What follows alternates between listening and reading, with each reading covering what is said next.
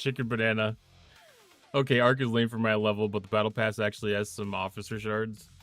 I mean, that's a good thing. That's a good thing if it's giving you anything at all. I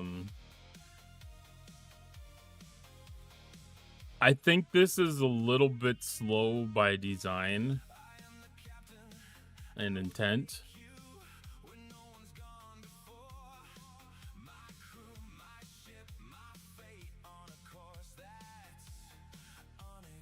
I had to make sure which ship it was.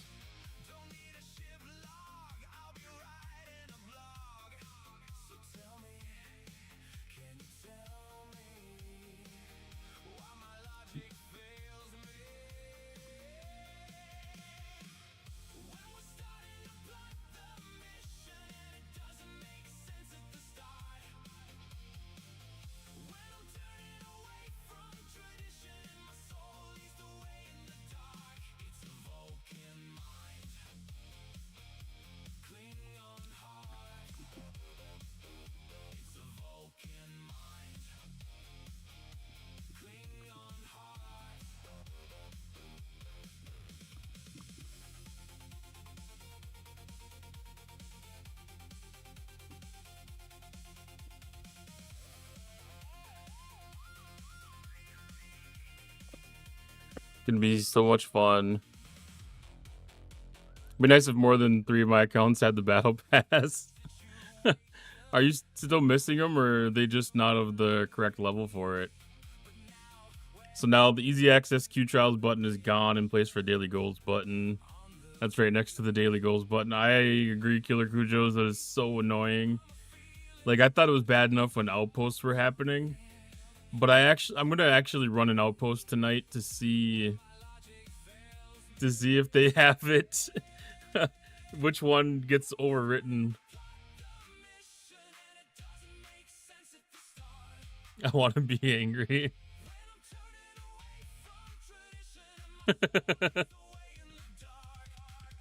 It's a bad thing. I hope that their intent is to actually remove the former daily goals button and make something a little more flexible. Hey, Bacon Fish, how you doing tonight? I like the concept of it where it gives you a quick overview of what your daily goal completion percentage is. Like, I do like what they're gonna do with it. But it's annoying. It's so annoying. Thank you for the stream. Hi, Misa. I just want to thank you for the stream. Hi, Sherlock Holmes. Welcome for the welcome in. Thank you for the 5 stream streak. How am I doing? I'm kind of excited. It's a lot of different things happening. A lot of different things happening.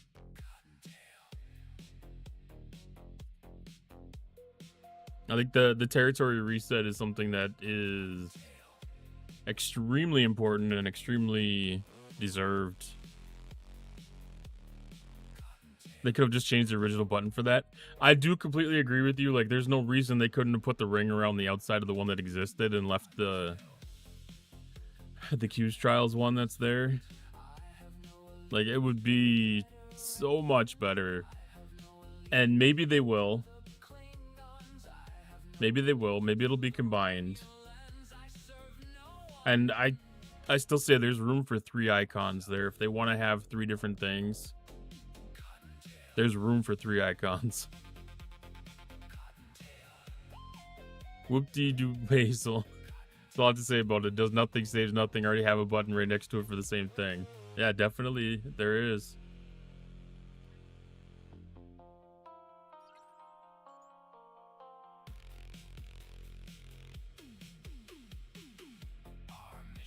Perfect.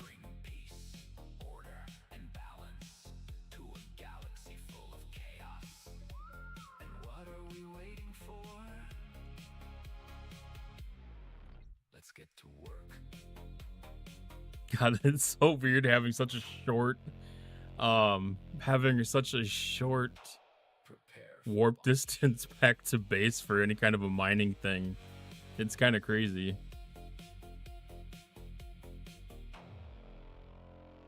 On PC, maybe, not so on mobile.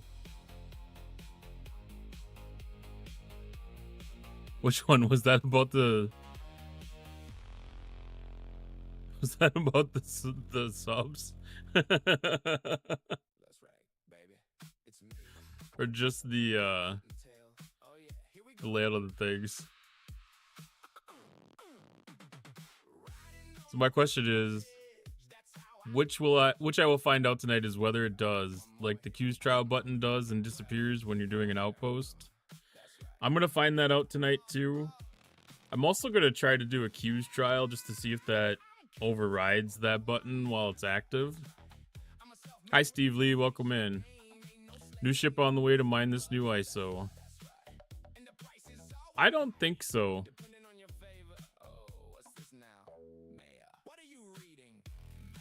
I mean, there's a possibility, but I don't know if I really think so. Because there's so much research that makes it more efficient. Oh, that was about the room for the 3 buttons. I mean, there's still room. It's not as roomy, but there's still room.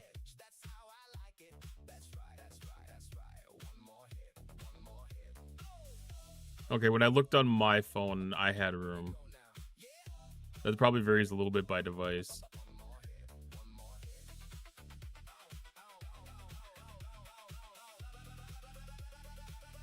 Because that 3rd button would be the same width as the... Approximately about the same width as where the inbox ends. It was pretty close to that, I thought. I got a Samsung S25 Plus.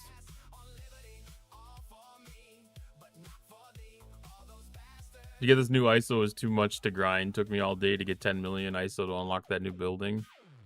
Yeah, but the thing is, we don't have any of the research done yet, and the building enhances that, and there's hostels to grind too, you know?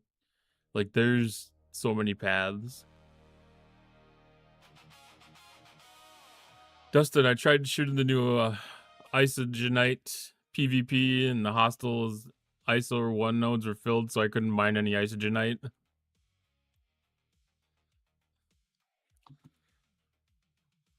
It'll open up, Dustin. It'll open up.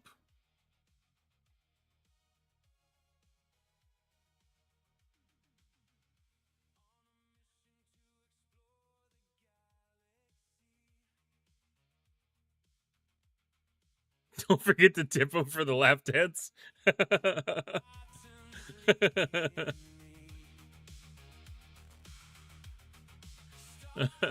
That's funny.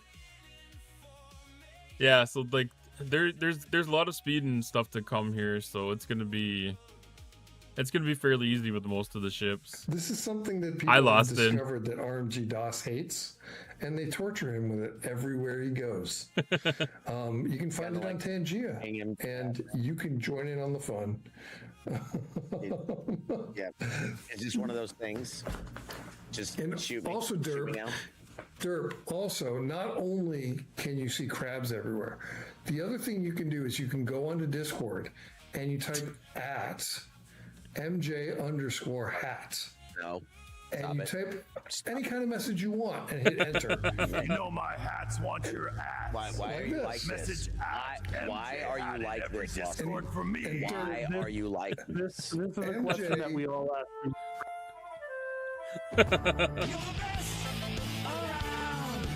Exclamation point join to get in on the dungeon. I was gonna say my auto join didn't work that time. Oh, I lost track of so much stuff there now. Once alliances have territory again, those public nodes will mostly empty every day. Well, and just even getting that initial 10 million so people get to open up the building is going to make a huge difference too. Because, like, I'm not going to be trying to mine 10 million into this stuff tomorrow. I already know that.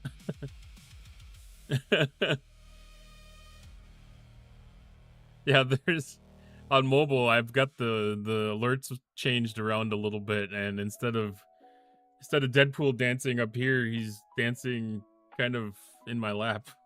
I didn't realize it until we got it playing tonight. Killer Cujo's, you hate money like you hate like DOS hates crabs. I mean, that's kind of fun. What is the join for? Just learning.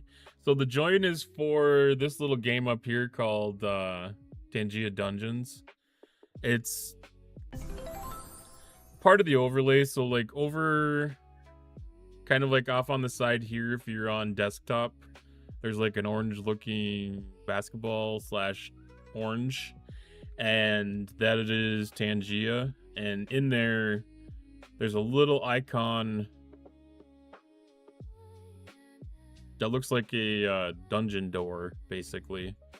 And you can customize a character, and as we go through these dungeons, you'll gain loot and be able to assign it to your character. If you're on mobile, it'll be down underneath the stream.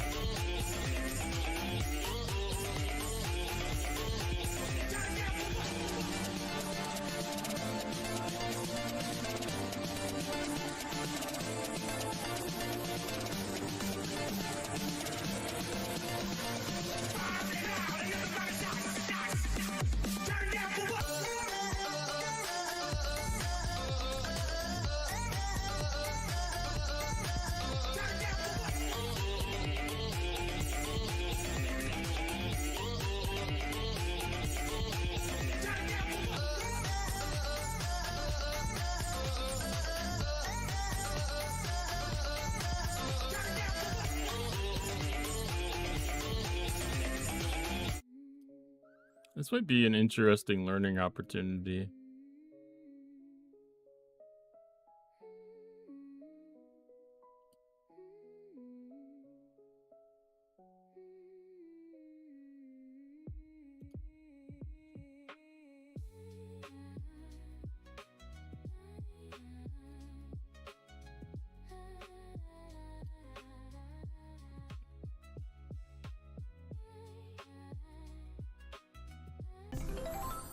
Where's the mobile device thing?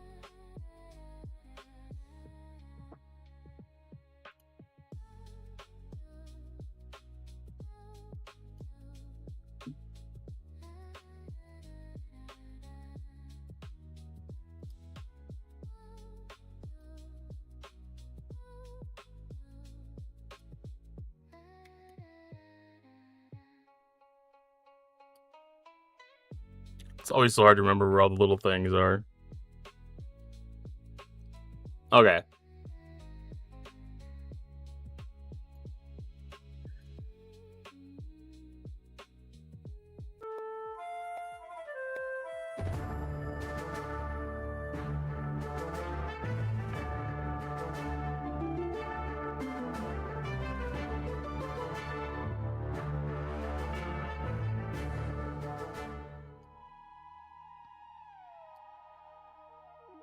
I hate how big this is.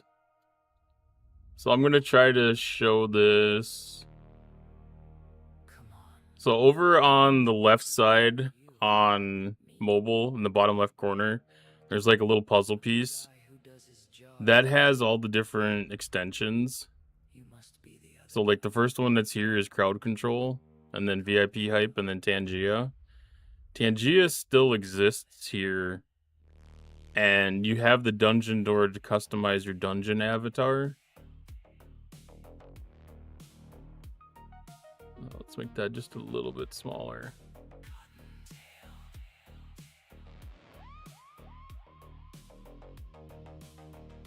Trying to get both of the platforms to show everything right.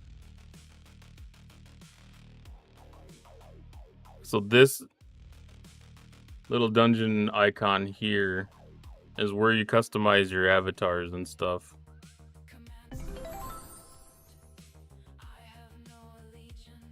So you can set all your different inventory and stuff on this, and customize what your avatar looks like.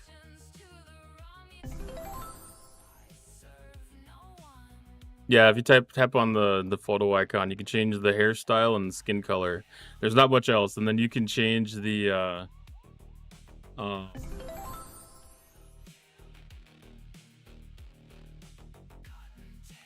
you can change whatever you want to have for the what do you call it? The gear. You can change whatever gear you want to have equipped too.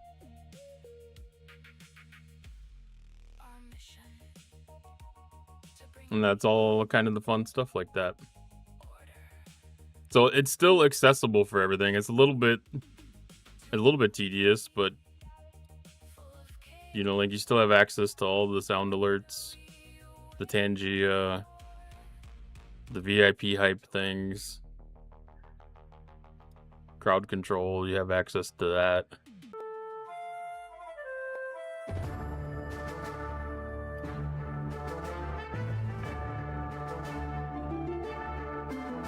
So then you'd be able to do any of the weird...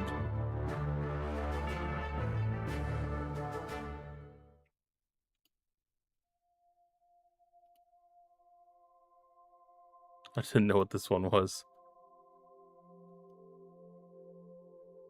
You send the weird alerts. It doesn't show up very well in the mobile version of things, in the vertical stream. Increase epic and legendary loot. I gotta go through and double check how that stuff's all set up because I'm not 100% certain, to be honest.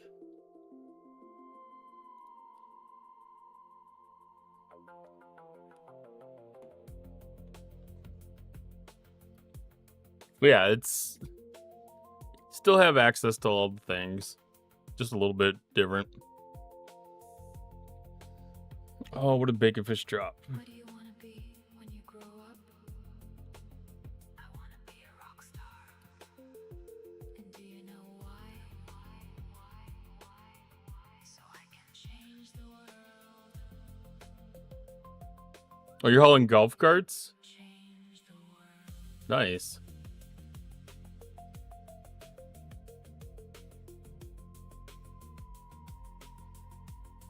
Through music.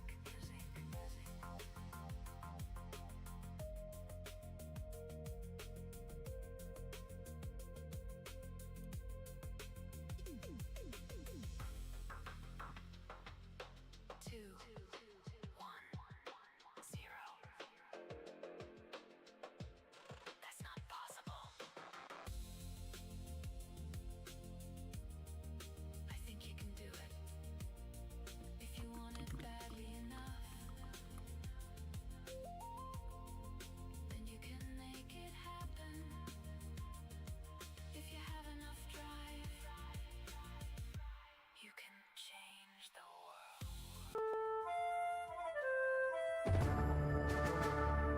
Lowering resolution makes everything better. I can see that too.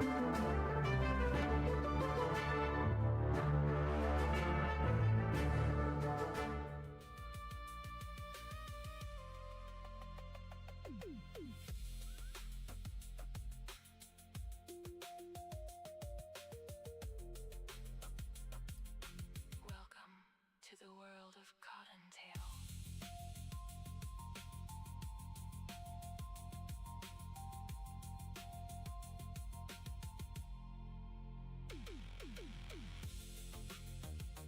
Interesting. All right, I don't know how close I am to having the 10 million to unlock.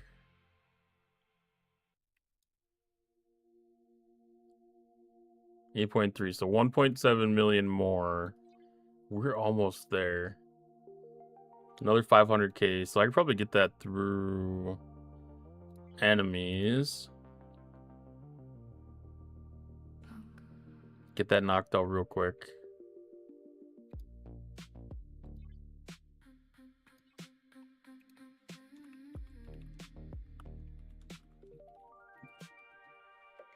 I'm Cottontail, the cosmic commander, pilot of Flying Dutchman with the black box. Been mining with 2 ships most of the day. When I was in my lunch break, I was hitting hostels in the one of the open systems, and I knocked down almost close to half of the 10 mil.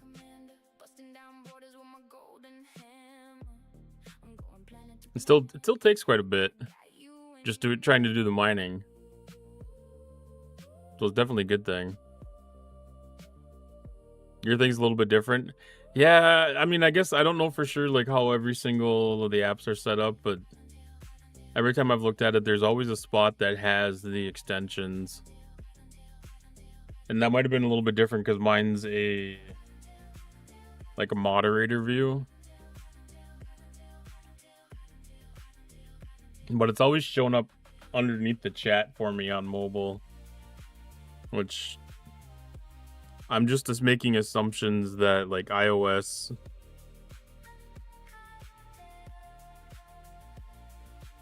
is like the same.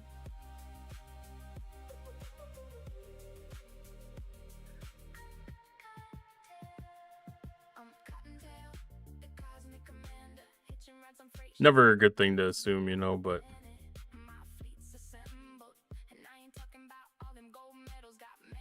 yeah, all the channels that I'm clicking on from Android, it's right underneath the stream in the bottom left corner. No, I've been mining it. I was mining it all day while I was working.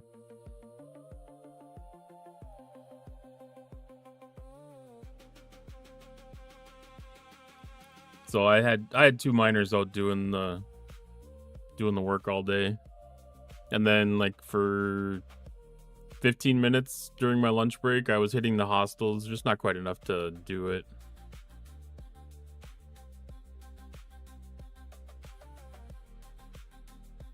Yeah, the mod view probably changes it just a little bit, but for the most part, when I look at everything, it was always the same. Oh yeah, I've every time that I've done anything with any of the miners, none of my miners have gone OPC today. Briefly, but it wasn't exactly the same.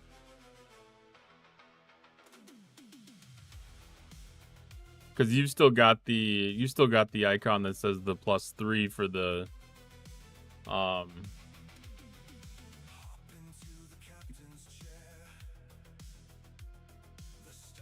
I can show that.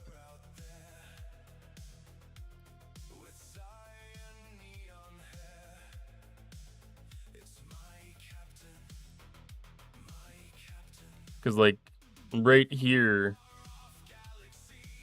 where this +3 is, that's where all the extensions are, to the left of the bits. So between the chat, or between the bar that shows the leaderboards and the stream on the same line as the subs and the follow and everything, right in that void, that spot, exists the extensions. Can't use an Android, it's too slow and the lag is just terrible. I mean, that entirely depends upon the device that you're using.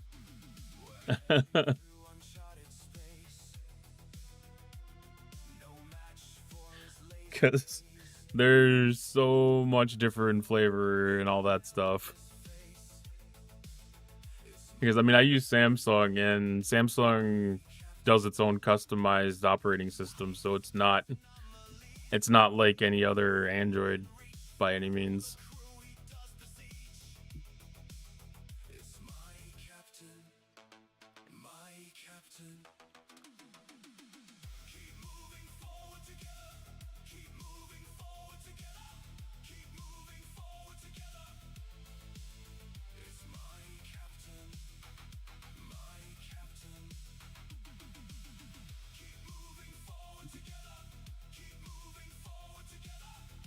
But I can definitely say, like, the one thing that's awesome about Apple is the interconnectivity of their ecosystem.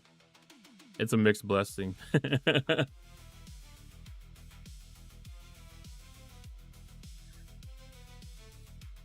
Yeah.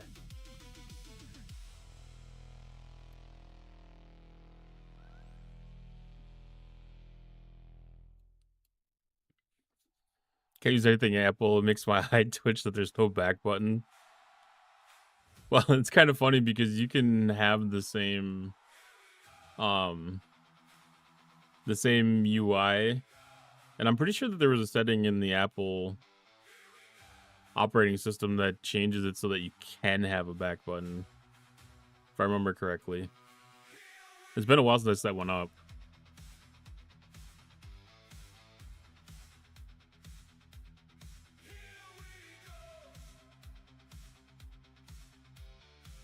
The video editing software?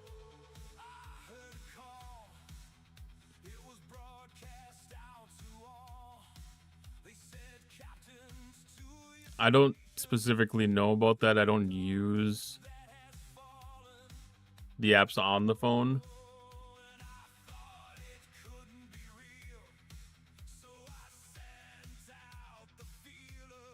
And I used to have a lot of negative feelings about Apple when they were like super proprietary on everything, like when they had to have their special chargers, and even like getting things in the App Store, like so much of it was paid for and it was very hard to get apps posted in the store. They've opened up their ecosystem a lot more to, you know, like third-party developers and, you know, have some of that stuff. I mean, some of it's been legal legal stuff that they've had to accommodate for, but it's still been great to have, you know, Apple be a little more self-managed friendly, I guess would be the best way to put it.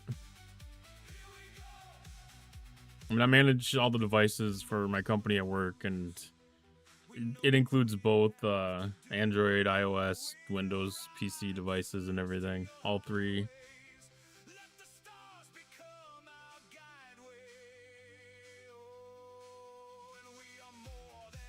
People gotta quit wasting time chatting.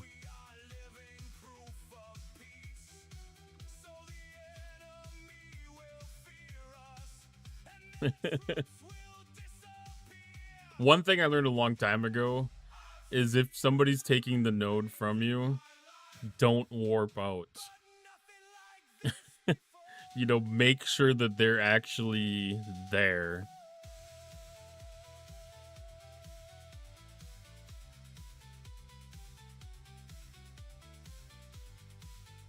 Oops, that was the wrong button.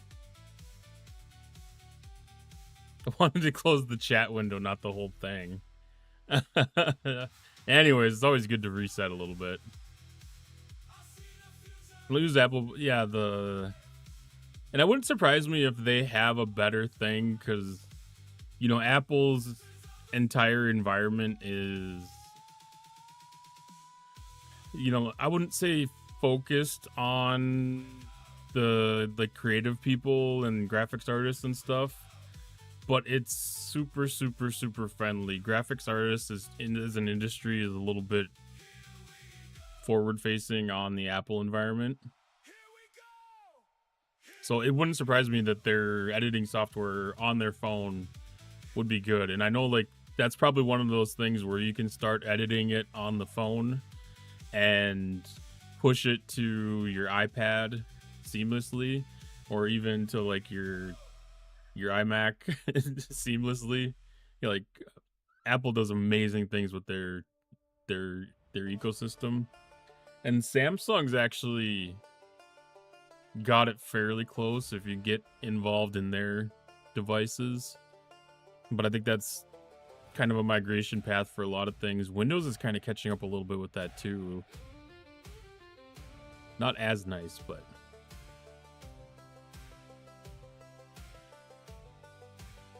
the iPads are very nice devices. And especially if, like I said, if you're doing graphic artist stuff and, you know, dealing with the using it for drawing and stuff like that, like, it handles that so nicely, because it's had the longest development cycle in it for what it does. But I'm not a fan of Apple in general just because of it. But have an LG gaming phone. Last great gaming phone they made has better memory and storage and more. Samsung has way lower However, Samsung bought their tech and been eking it out little by little. Yeah, LG's left a lot of the game, a lot of areas of the consumer and business market. They've been kind of transitioning away from a lot of random things over the last 4 or 5 years. I don't know if it's a consolidation kind of thing, because LG touches everything, you know, in one way or another.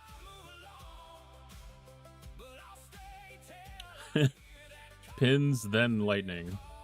Yeah, the lightning cables chargers weren't really a bad thing. Like, it was fantastic because that set the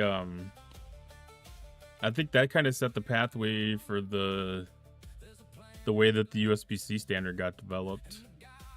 Kind of make it an equivalency. Android is absolutely more customizable and more flexible, and it's way easier to do development on.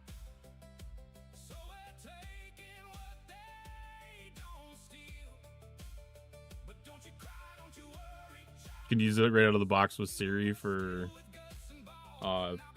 yeah, the disability things.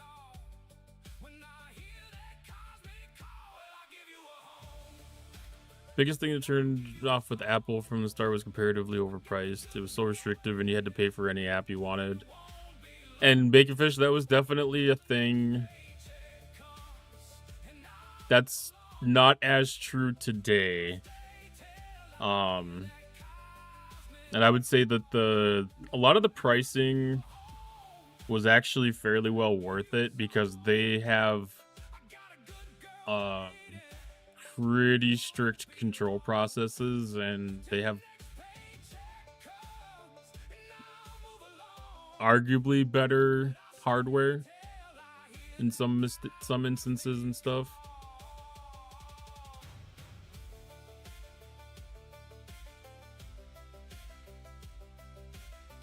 I think the main problem I have with Droid is that every phone has a different OS. Apple, there's one and done. Yeah, and that's, you know, that's part of the thing of having an open source platform. And, you know, like, it's not really fair to say it the same way, because Android is kind of like Windows.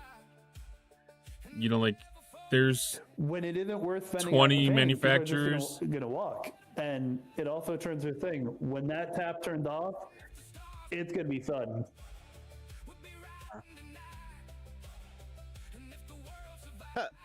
That's fair. That's fair. I like that. But, you know,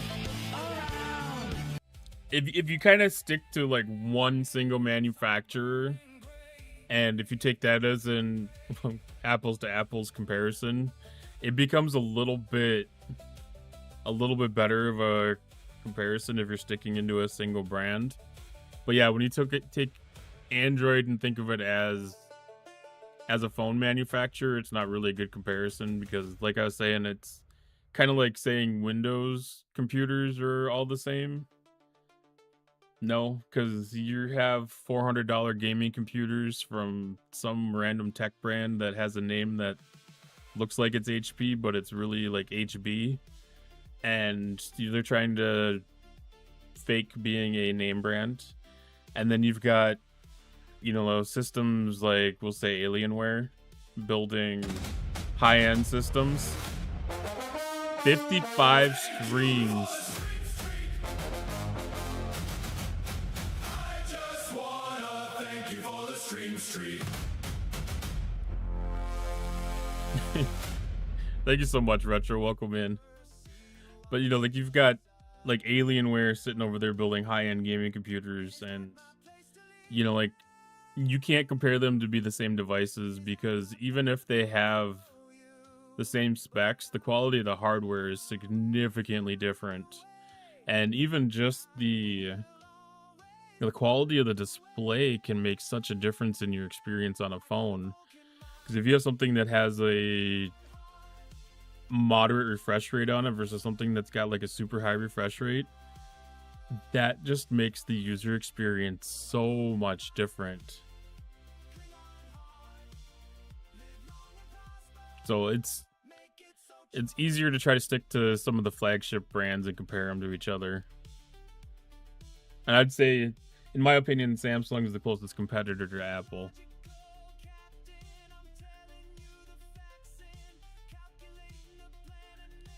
On top of the fact that every year is a slight update to the phone released as a totally new phone at a new phone price. Well, and that's a very consistent thing, Baconfish, because that's... I mean, that happens with cars and everything like that, too. Sometimes it's just a way to update the pricing with inflation. Justin finds the Apple phone to be way too flimsy and shorter battery life cycles than Samsung.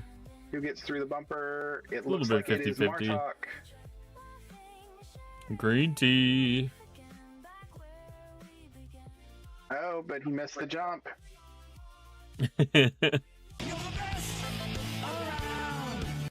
How you doing tonight, MJ?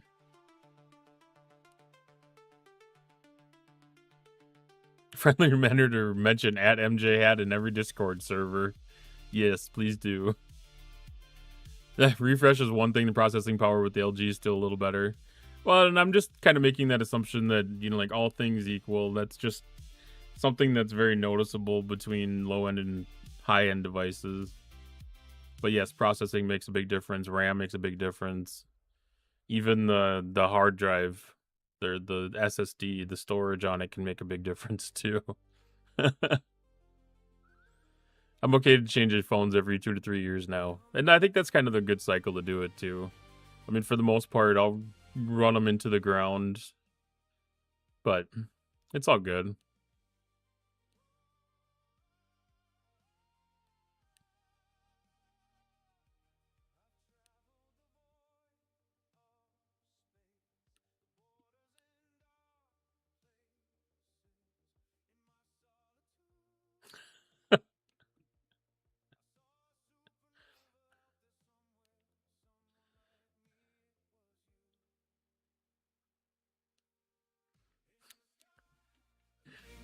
One of Baconfish's favorite ones was the guy whose fiance was having trouble with the new laptop he had just gotten her, and she said it was a DY. He said there's no such thing, and she said that was what he bought her, and she sent him a picture, and it was the HP symbol upside down. That's hilarious. Yeah, a lot of tech refreshes every year isn't really worth it. We don't have... You know, like we have a diminishing return on tech right now until we get like some kind of a stupid advance happening. Is there an Alienware gaming computer in your merch store? I don't think that there ever will be, Omega J, not specifically Alienware. If I do get a brand deal of some sort or something like that, or some kind of a partnership possibly. Otherwise, if there is ever going to be one in the merch store, it's going to be a custom gaming rig. Nice new layout.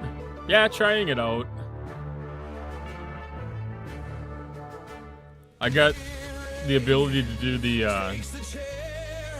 vertical streaming. Exclamation point join to get in on the dungeon. Is El Creepo accurate on some things. Chat, your brand new track is ready. You know what to do. Level up the train to unlock it. I haven't seen any...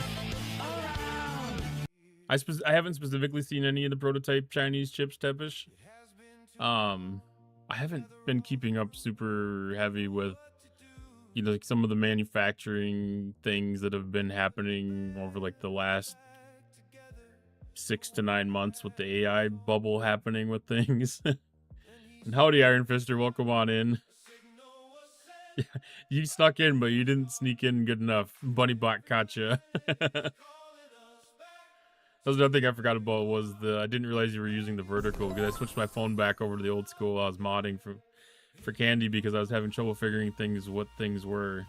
Yeah, it's a little goofy, and I think that's partially some of the growing pains with the vertical streaming stuff on Twitch.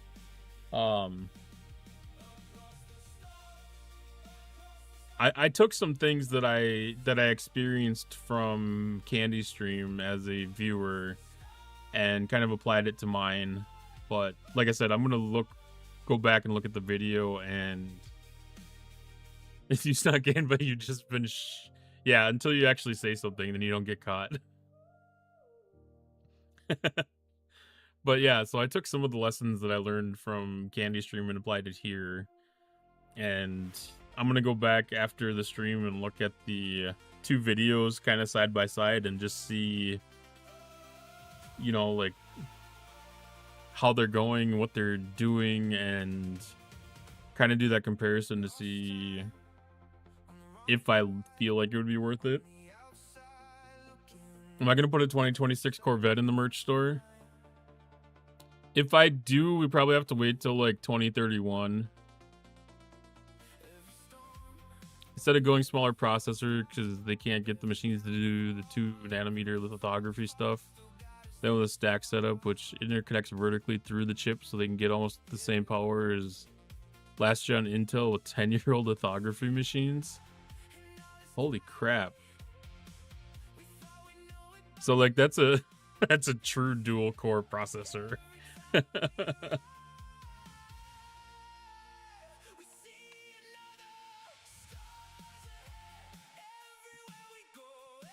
Yeah, I know, like that was kind of like the next innovation they had to be, was to be able to break the nanometer barrier. No, it's a secret.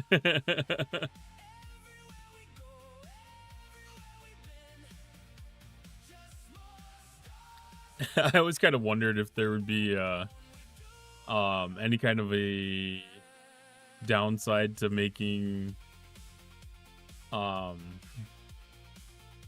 known what server that I was on, especially with like incursions thing. But I decided it was a common enough question. I didn't think it was anything that was worth holding back. But now with the STFC.Pro, it really didn't make any difference to matter. If Intel and AMD pick up a similar thing, we'll see a huge leap in processors. Well, I mean, that could make a huge innovation, especially into like the AI side of things too. I mean, even in the server scaled stuff. What server am I on? It's 34 Omega J. Same as $50 tech. Do we have any other homies in? I think I saw Ostis earlier. Ostis is also from 34.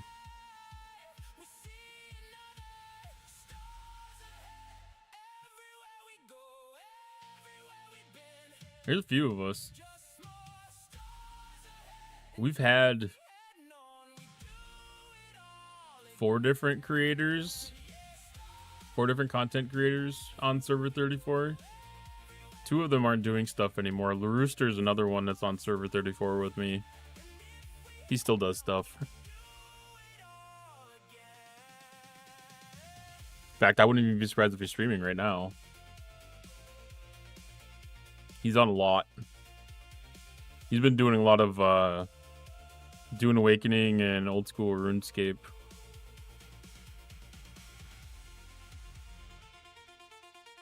Thank you, Tepesh. I definitely get interested in nerdy some of that stuff. Like one of my biggest things in my news feed, that like half of it's tech videos and stuff. And I always love learning. Biddy dance, okay. Hey Dark Tree, welcome on in. How you doing tonight? I'll get the biddy dance going on today. Never gonna get sick of that clip. It makes me jealous that I don't have a biddy dance. I do have a meatball dance though. We have a pizza buffet that does a pizza restaurant that does an all-you-can-eat buffet. And on Wednesdays they have these homemade meatballs that are really, really good. And a lot of times, if like I'm talking about going to that with one of my coworkers, and he says, "Sure, let's go," I end up doing a meatball dance by accident because I get excited. Ads.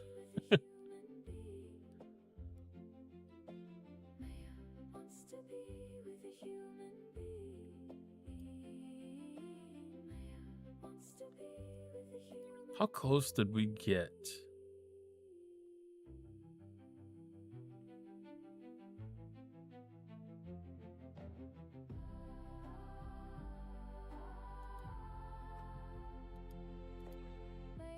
Living on a mountain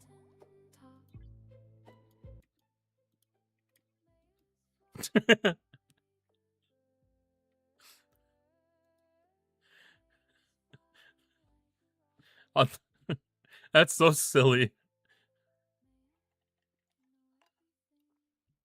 On the mobile stream, Deadpool's right here, dancing around in my lap from here on down.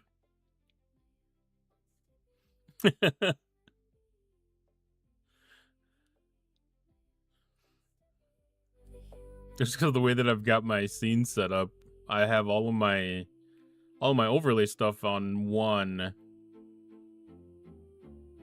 I'm not fully satisfied with the way that that's set up right now.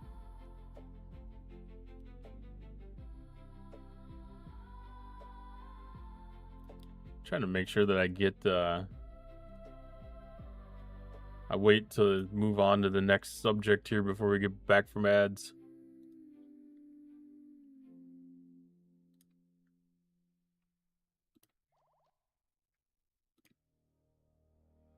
A lot of lurking and escaping going on. Let's send some free time out.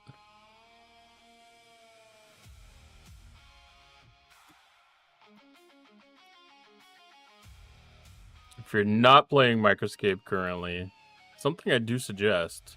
It's a little game I got going in the bottom left corner there. It's a it's about as idle as you want it to be. You could be pretty involved and pretty active in it. Otherwise, like me, I've set myself up to do a task, and I'm going to be covered for about 36 hours, give or take, on doing that task. So about once a day, I'll come in and check it while I'm trying to do right now. What I'm trying to do right now, just building up my skills, and I have a map that is associated with this quest. Basically a quest that I gave myself. And there's a small chance that as I'm performing this ability that I could find a pet. And that is my current goal, is to try to collect all the pets. Which has been so slow for these two. My first two pets came pretty quick, but these ones are taking a little bit longer. But I'm also starting from a lower level on these skills. But yeah.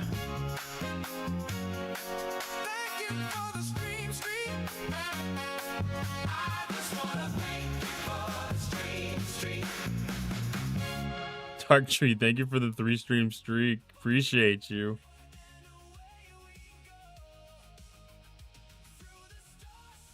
So we have, I don't know, I haven't done any of the missions yet. I don't know if anything comes with this. Hey Tidman, welcome in. How you doing tonight? But we do have the pike shown in the game here.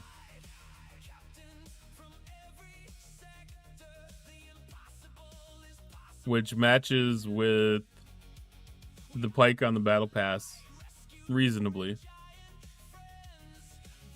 We also have the cat, which is one of the new Spocks.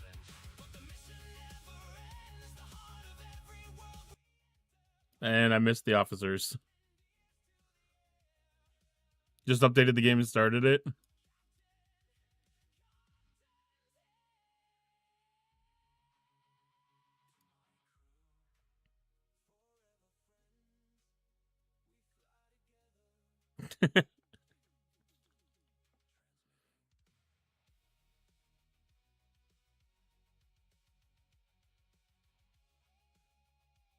That tongue lick is a little weird.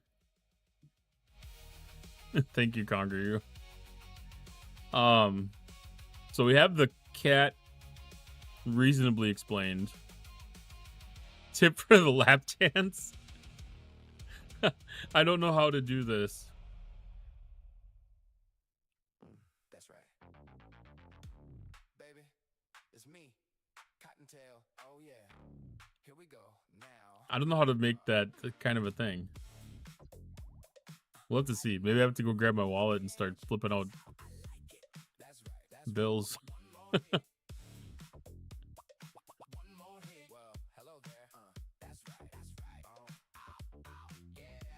Lap dance, you need tutorials? It's a virtual lap dance. It's not the same. It's not the same.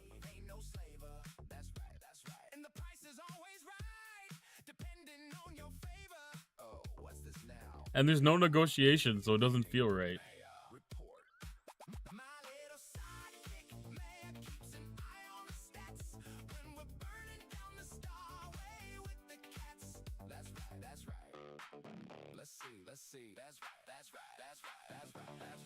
All right.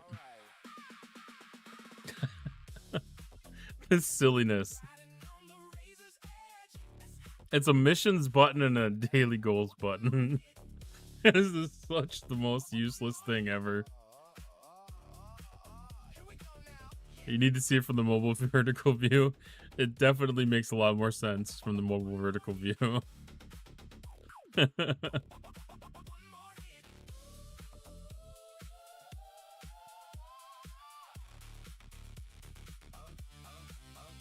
Like I said, that was as unintentional as the normal horizontal stream.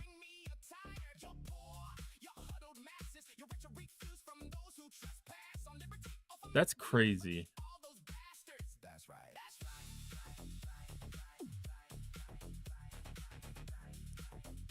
So depending on how you watch the stream, he's either teabagging me or he's giving me a lap dance.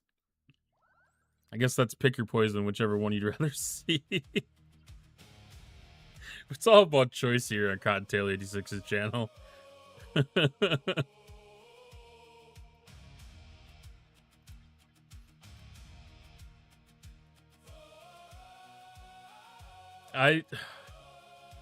See, now I don't like this either. Ryan Reynolds would approve. I do agree. So I'm used to being able to hit the exclamation point and get my daily goals. I have to change that habit of 7 years to click over here. I very much dislike changes that were unnecessary and not asked for. I understood the change for outposts. I feel like that at least served a purpose. But this one I don't feel serves any purpose. I feel like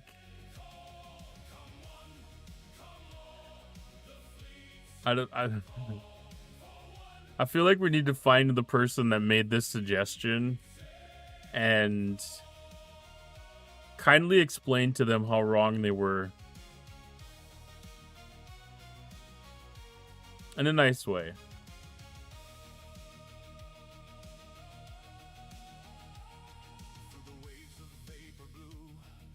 I wonder if I can get away with this.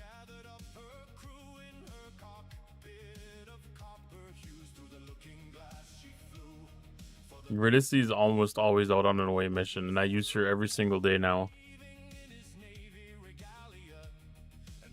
What was the change for the outpost? So when you have an outpost running, there was that where the accused trial button is, it turns it into an outpost control button where you access a menu to run buffs for the outpost and buffs that you can use for your other ships to hit hostiles.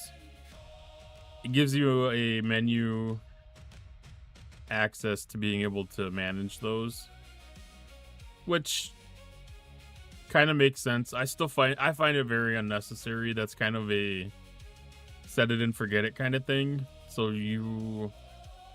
when you launch the outpost, you kind of use it the one time when you're starting it, and then you don't really revisit it again. So while that outpost is running for those 6 hours, you don't have to actually go interact with that ever, as far as I've ever done. So having it there for the entirety of the 6 hours is extremely unnecessary. If I had an option to toggle it, or what would be really fantastic is like a spinner where you could spin it to be one of the options that you want to use, that'd be fine.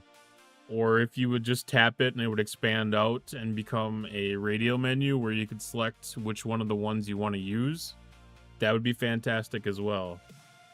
Replacing things that are more useful than the things that are replacing them,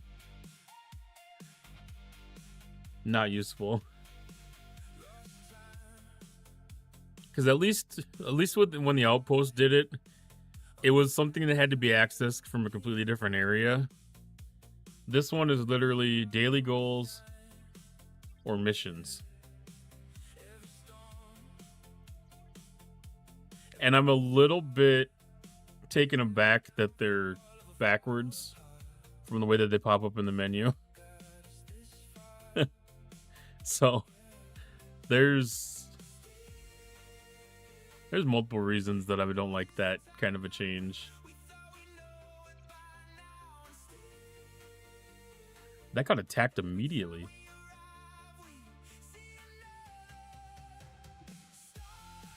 Okay, that was not a worthy enough crew. Haven't done an outpost because I'm hardly ever offline for 6 hours. Well, I mean, you don't have to always necessarily use ships that you would be using. Bad streamer. What did I do bad? Why am I showing the Serene Squall? I'm not showing the Serene Squall screen. The game is showing you the Serene Squall screen. No, that was from when I accidentally closed out of the game. It flipped over to my other one. Maybe? It doesn't think that it's on my other one. But it's definitely on my other one.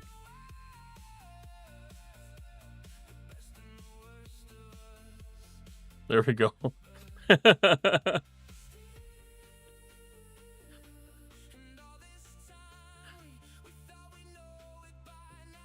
It's one of those things. It's not easy to tell them apart because they're not significantly different. Obviously, like, the number of ships is different and stuff, but I wasn't looking for those details. We're like, why isn't he showing what he's talking about? Yeah, this icon down here.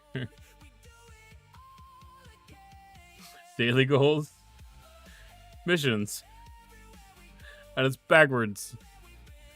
The Serene Squall salesman. Yeah, this is hashtag sponsored.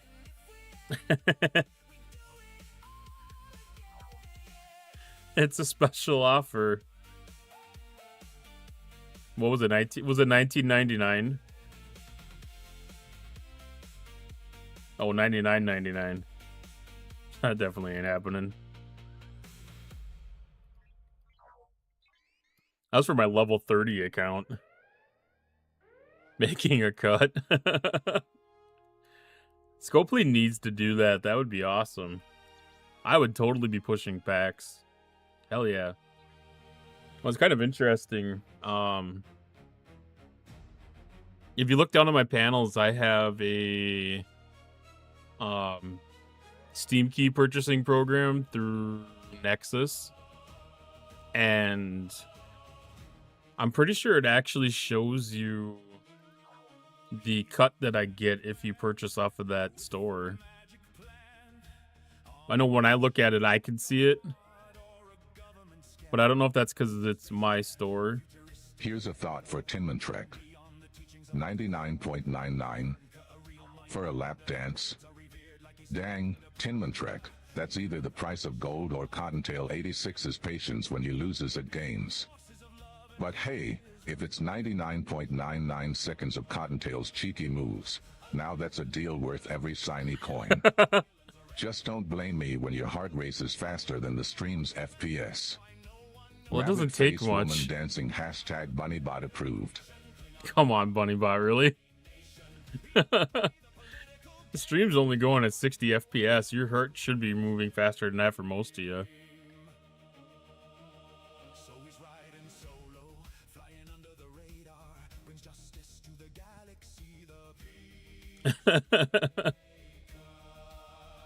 You gotta be in pretty goddamn good shape to have under 60 BPM heartbeat.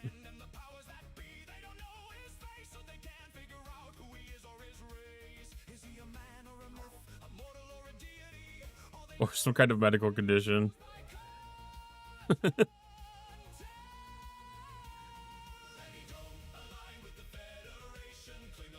I feel like 70 something was average.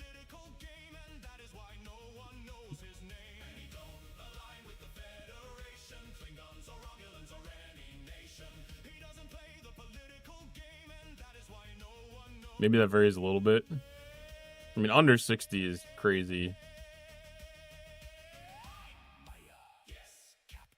Set a course for the Andromeda system. Set course for the Andromeda system.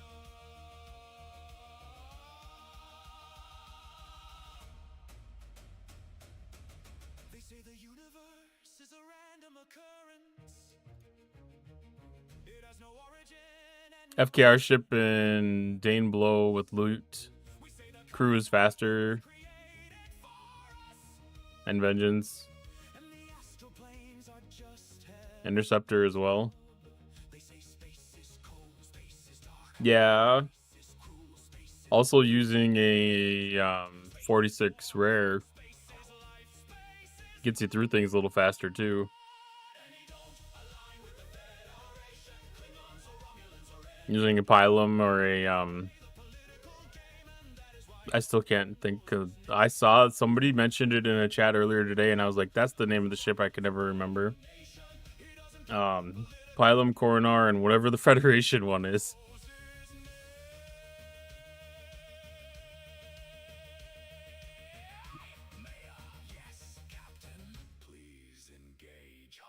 I could never remember it because I never intended to build one.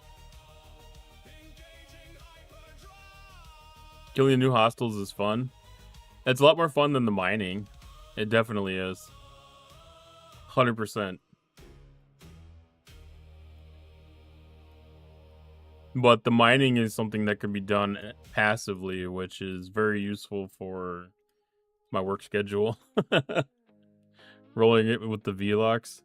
Yeah, I was using the Vengeance when I was doing mine earlier with the loot crew. Just to have something in the system to try it first. But I'm going to try it with the Pylum here in a little bit. I got to look and see. 'Cause I think I'm just a little bit short from my 100 mil. Or my 10 mil. So I need to get 400k still. So it's not going to take very long to get it. I've got to kill 2 more of the V'ger fighters, and then maybe we'll just run over there with the... No. I'll send the Vengeance over to go do the Breen, and then while I'm doing that, I will send Ship B over at the Pylum. Well, you have to do 100 mil, so you might as well.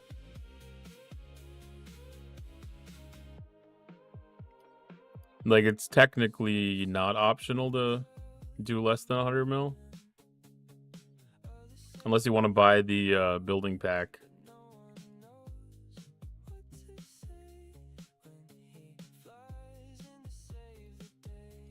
Which I don't think is really worth it.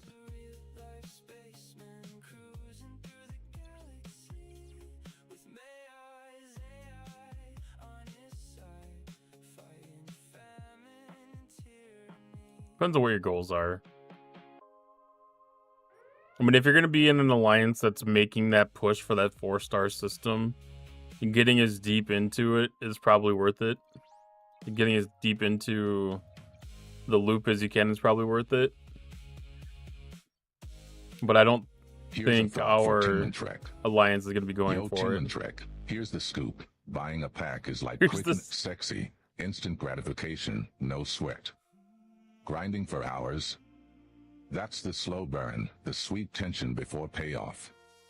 If you have patience and a caffeine for, grind on. If you're craving that dopamine hit right now, buy that pack and flaunt it. Either way, Bunny's got your back. Rabbit face collision. Holy shit, BonnieBot got the fucking tips tonight. If you got patience and a caffeine IV, grind on. If you're craving that dopamine hit right now, buy that pack and flaunt it. I love that.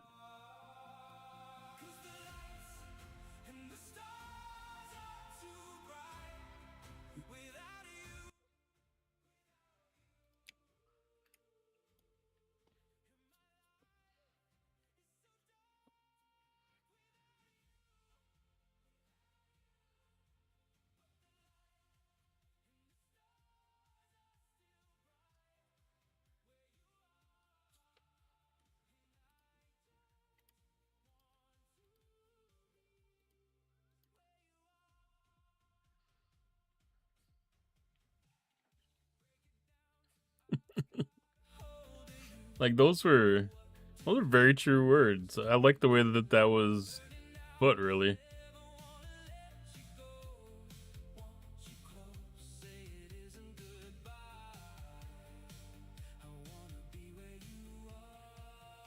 All right.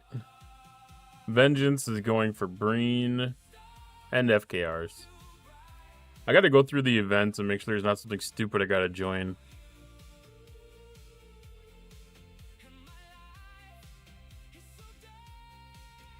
Because I don't want to be caught with a faction hunt that needs to be joined again. I'm kind of making some assumptions tonight.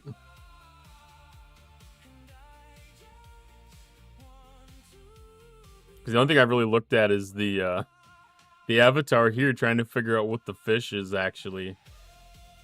I looked through the actual avatars. I didn't see that as an avatar that you could select in the game. Because I'm going with the assumption that I don't have that unlocked. I didn't see a fish in the avatars when I looked through it before. And then I thought, well, maybe it's a hailing frequency. And I looked through the hailing frequencies and I didn't see it there either. Now, unless they've learned... Oh, it is right there. I missed it. I didn't see it before. I felt like it had to be an avatar. But I didn't see it in the avatars, and I got excited. I thought maybe it was a hailing frequency. Because that would make a really cool hailing frequency if it was like a fish splashing.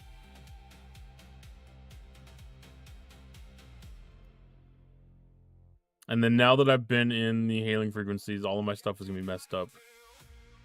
Okay, FKR hostiles. Even though this says fed hostiles, it's still defeating FKRs.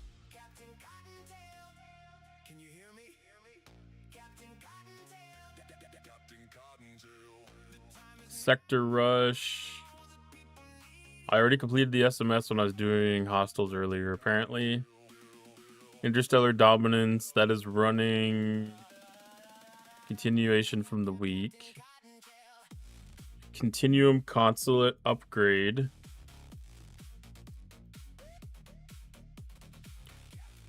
Why does it have Didamia? Why does it have the old officers?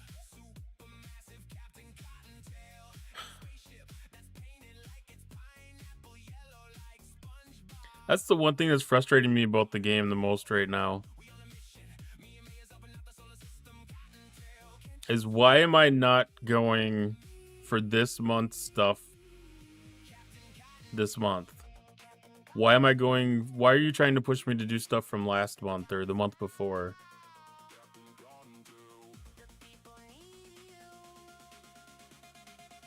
That's a very strong disconnect and them being very out of touch. Is this stuff important? Yes. Those are secondary rewards. Those are not primary rewards anymore.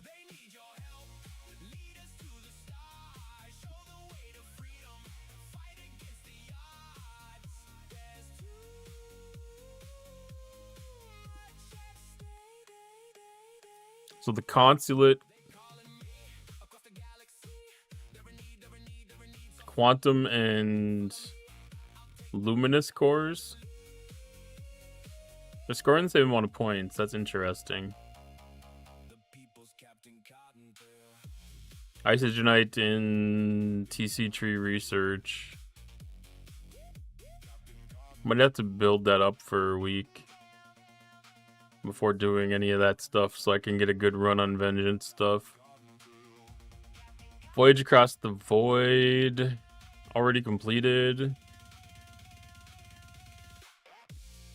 Have an outpost event running, so definitely we'll be running an outpost tonight. I didn't even know that was running. I just wanted to do that because it was about time. I'm still finding the name of this arc hilarious. I don't know why they had to pick the IDIC abbreviation for it. I feel like that's a troll move. So like I normally would have put IDIC Part 1 in the stream title, but that felt weird and inviting to random trolls.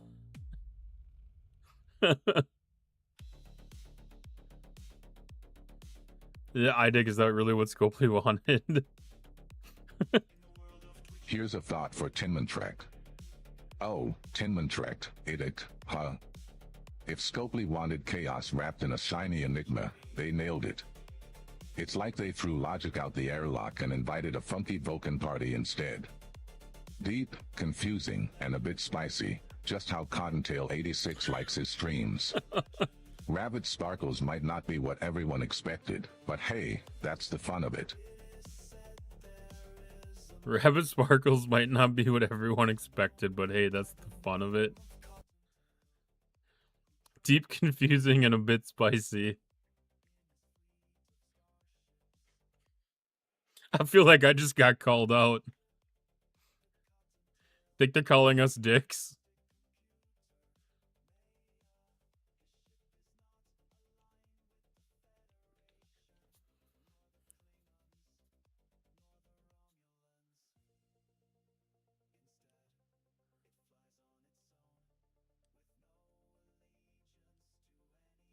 Maybe this is Scopely truly admitting their faults and their flaws over the last several years.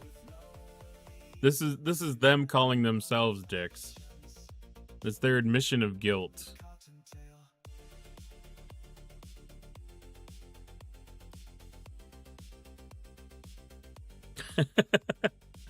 I can't even say that with a truly honest, straight face.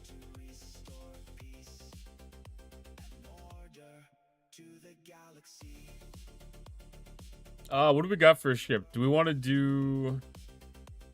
What the fuck is the 46 Federation ship called?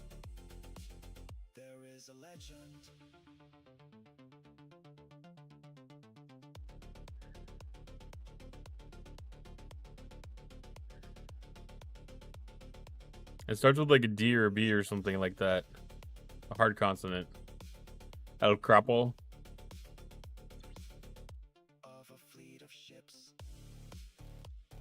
I don't know if I have one. I must not have one. I built one to scrap for either the Vorcha or a Tribune. And I never built the second one at all. Because I've got the Coronar. Or did I scrap that too? Oh no, that is not the Explorer. Yeah, I've got the Coronar. And I've got the Pilum. Newton, yes, that is the word.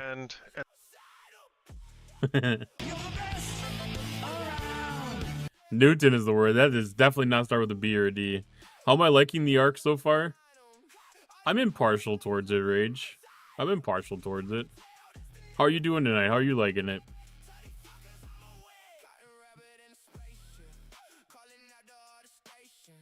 I think this is gonna go stale fast. I'll put it that way. This is gonna become stale and stagnant extremely fast.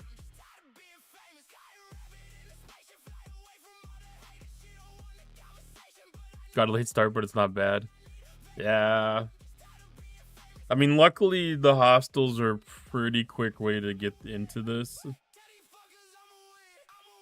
So you don't really have too hard of a time getting caught back up in it.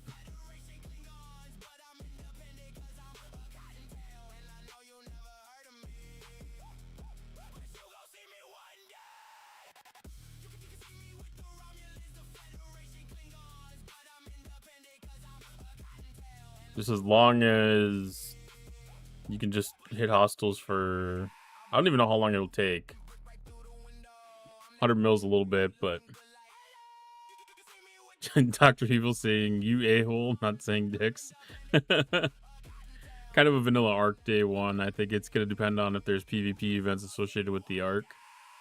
I mean, that could be too. Like, I haven't looked at the events that are laid out for us at all yet. Yeah, if those get any kind of, you know, like hitting in territory kind of thing, yeah, it could get interesting then. Some of it's going to depend on your server dynamic. If you are in a server that is extremely peaceful, there's a good chance that that hitting will be with an ally that's going to be just trading hits in a cooperative spirit to get the event completed. If you're in a more battle-hardened server, then y'all are probably going to have some fun doing a little bit of throwdown.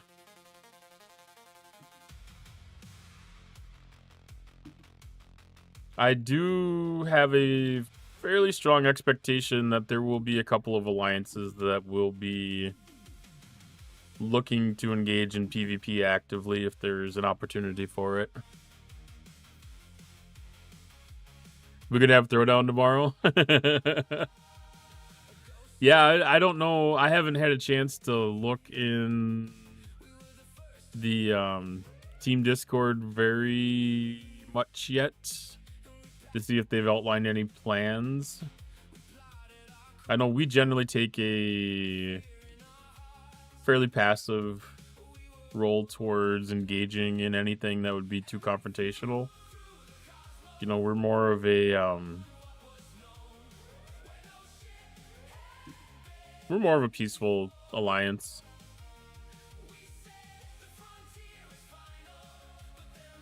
Rather just get all the things done. Stay out of people's way.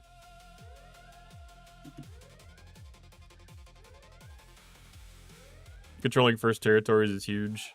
Well, I mean, that's the thing. Like, if you know that you're a contender for the 4-star territory, absolutely. But if you know that you're probably not going to be a strong contender for that 4-star territory, it's probably not worth it going after anything on the West Coast. I lucked out with a loot goblin.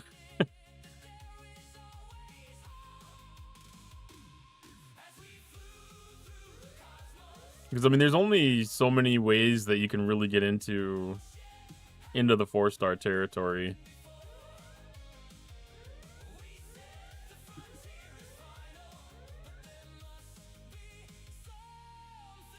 Ooh, that hurts.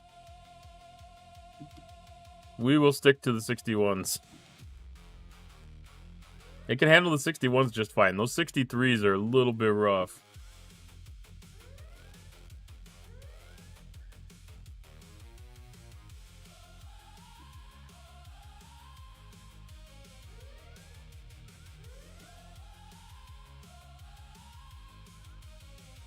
Maybe just going a little bit heavier.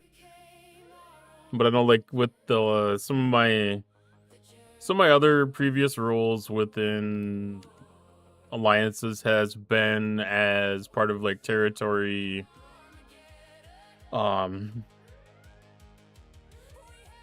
territory director, I guess would probably be the better way to explain it, where it was creating strategies for territories, mapping out paths to get the maximum particles out of systems that were not going to be occupied by the top 2 or 3 alliances. But I've always been in alliances that were strong contenders on the overall map. Not necessarily the top 1 or 2, but up there.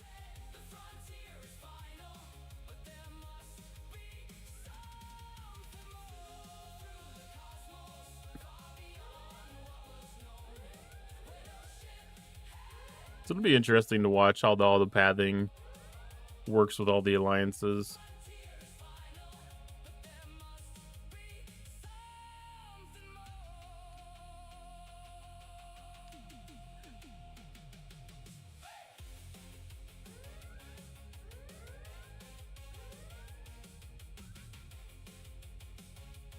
We had some battles and some wars happening over the last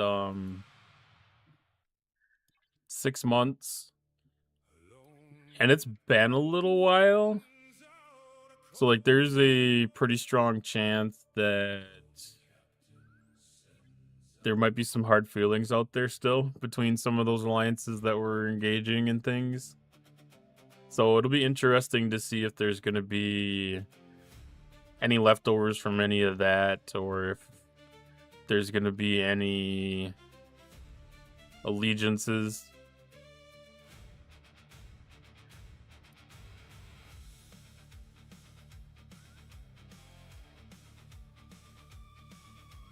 Because we've had that in the past on 34 here. We had, when territories first started, everybody kind of split into 2 factions and went head to head. And it ended up being like the top 2 alliances were together, and then like the 3rd, 4th, and 5th were together. And there was a lot of back and forth. Those top 2 alliances had a lot of trouble trying to force their way around. It was a really tough thing to overcome. An alliance that was a little bit more active. But eventually, over time, their resolve got worn down, and people got tired of having to fight tooth and nail for 30, 45 an hour, day after day, week after week.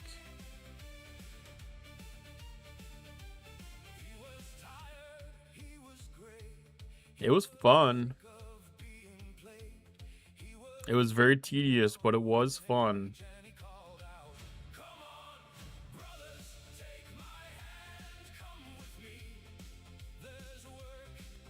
Okay, so Pylum wasn't exactly the way to go. I don't think that made any headway. Do we have anything that comes into cargo? What are the quantum chests?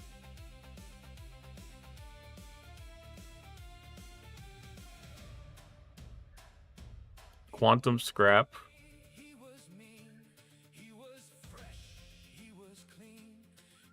And more quantum scrap. Guess that's the difference between a 61 and a 63. The 2 different chests. That was from hitting several hostiles earlier. Impulse.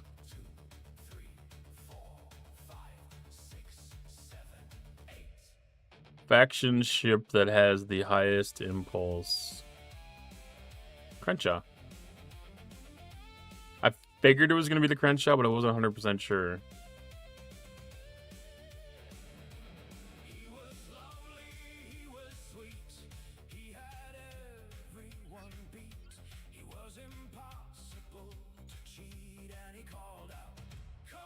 I still gotta go do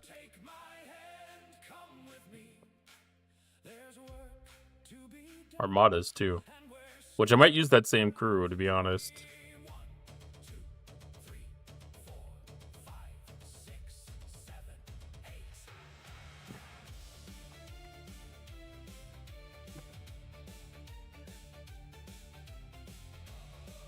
I haven't seen the timed map yet either. It'll be interesting to see how the timings work out for tomorrow. It's going to be it's going to be so interesting. Because this is definitely not 2020 anymore.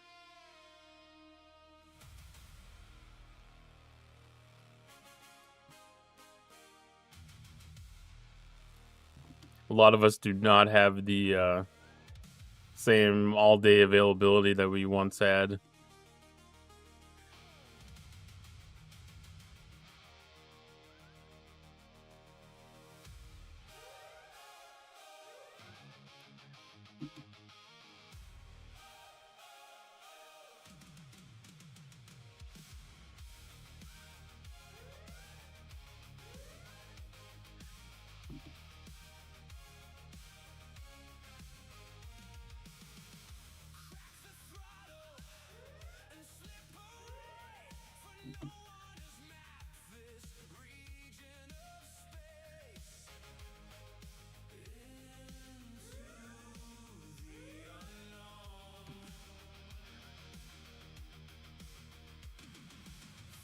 Yeah, 3.5 of the 10 mil.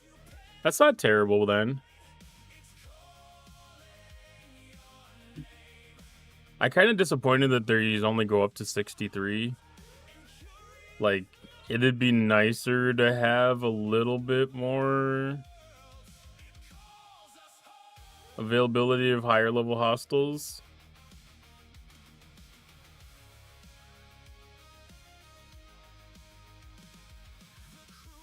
Oh, I gotta go use the promo codes yet too, yeah. I haven't turned those in for either one of my accounts.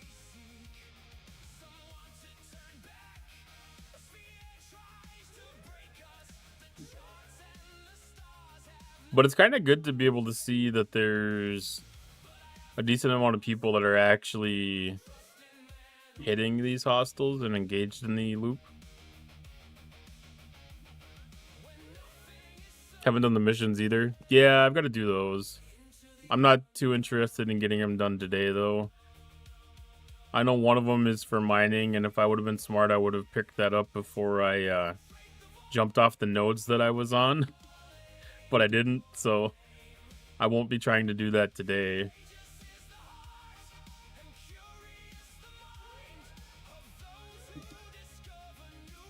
That'll have to come tomorrow or in a couple of days, maybe when we get our first territory or something.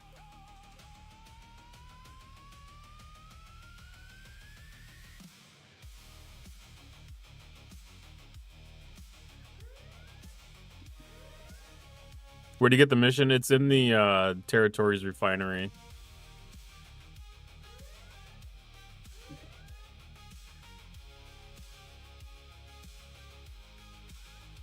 My level 72 account has 2 missions that are available to get picked up in there. My level 30 can pick up one of them. I imagine that second one is only available to 61 plus.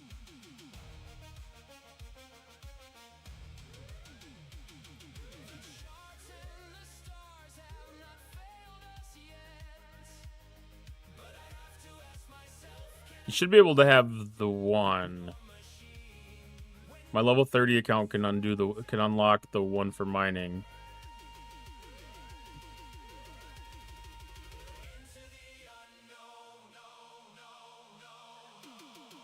That should be open to, I would guess, level 25.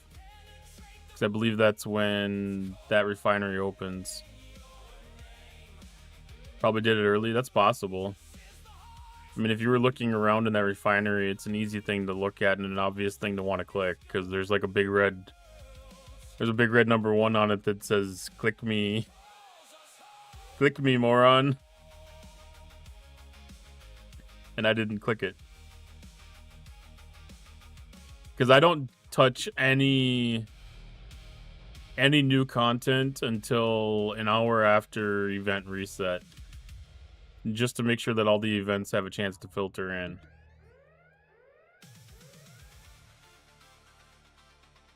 Otherwise, I do not engage with the new content at all until at least an hour after reset. Like, it wouldn't have been something for me to put a miner on the node knowing that it would be sitting there for 2 or 3 hours. Like, I would do something like that, but I wouldn't move it off of the node until it was well after event reset. Hi, LOLs. Welcome on in.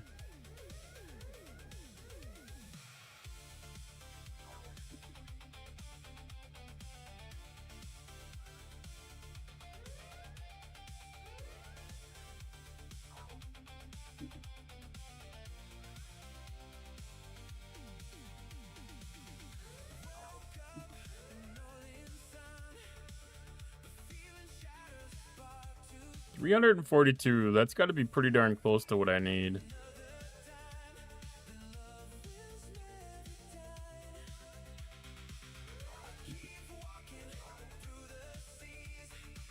See if we can knock down 3 more of these.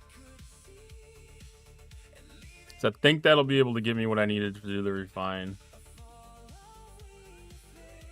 Then I can let everybody else take care of their stuff that they need to do. Makes me a little bit sad that they couldn't leave us the opportunity to use the Dauntless on something like this, but...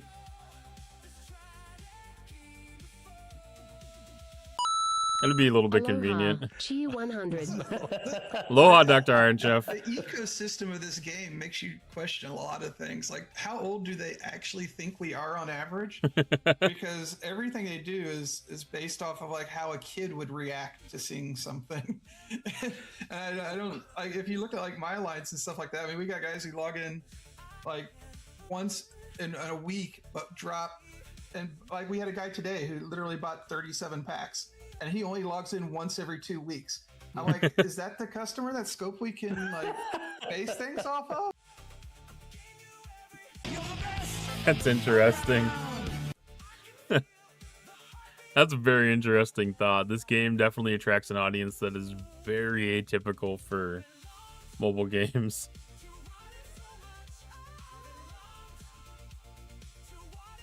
It's kind of interesting, too. I'm pretty sure that if I would talk to some of the other creators that are in more general categories, instead of tied into, like, the Star Trek Fleet Command community, like, comparing some notes on analytics would be very interesting. I know a lot of the communities that I get into are older. Like, the average age is probably in at least the late 20s to mid 40s would be like what I think most of the audiences that I'm joining in other streams are. But this one I think slides a little bit higher than that yet. And yes, those survey ships are tasty. I don't know if they came in with the 61s. Or, I mean, 63s, but I did nab at least one 61. I don't know if they have the same name.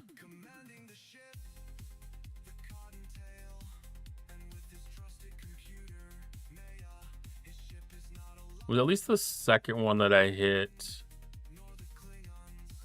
This one should be the Loot Goblin one.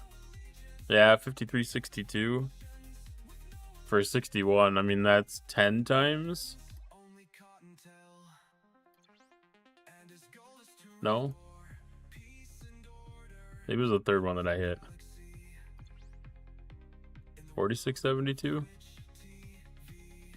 Or was it this Quantum Guardian? There we go, 37k. That's what it is. Got 3 to row jumping systems. Yeah, people are obviously weren't really watching for them.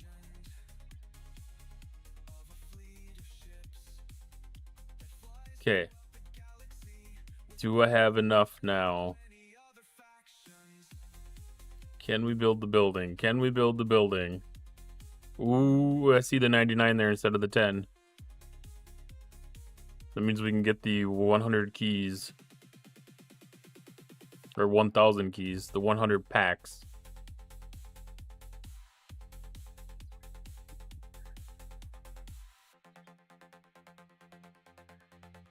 The launch special.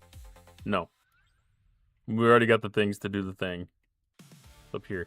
I don't know why, but I always expect that the building is going to be sitting here. Right above the par steel warehouse.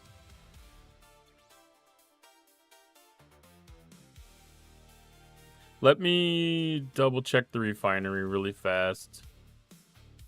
To make sure that there's not something to claim in here first.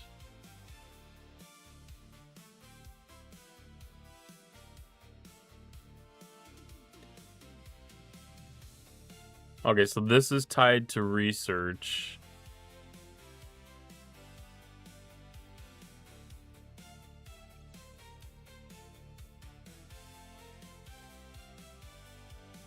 So this claim is probably going to be tied mainly to the ship or to the building level.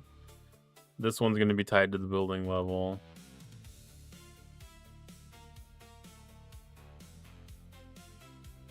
That one I don't think is going to be affected. Some of this could be... Dang it, I was hoping we could click in on these.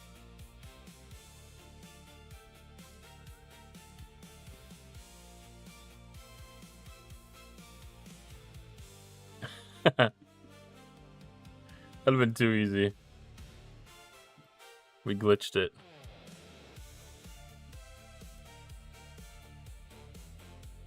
The community mod did not help in that instance. We're not going to speed up a building for this.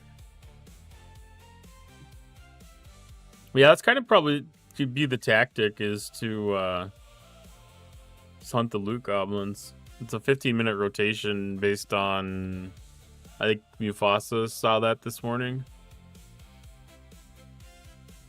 The Continuum Consulate grants unparalleled diplomatic power in the Origin sector. Enter territory capture zones to conquer Q's new quantum hostiles, mine rare geodes, and refine the harvested resources to upgrade the consulate and unleash even greater power.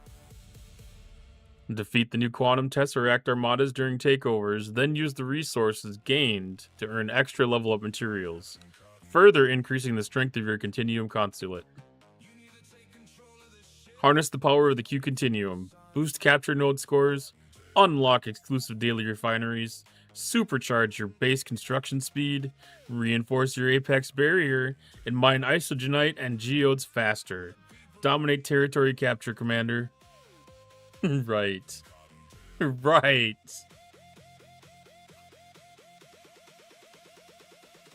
We will see about that one.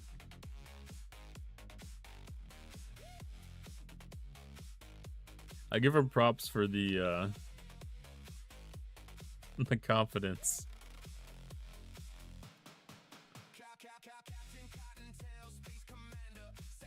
I don't see the lot of I don't think our server is gonna have a lot of contest on this. I'd be willing to bet that the top two alliances already have a rotation figured out for the 4-star territory. Or an exchange program.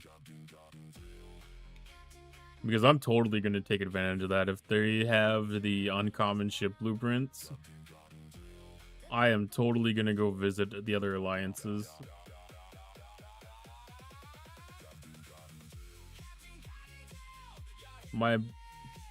That was weird. The bulk refine button was grayed out.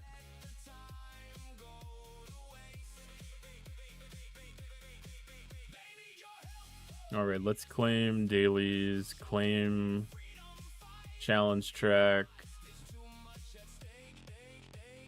do the refinery thing.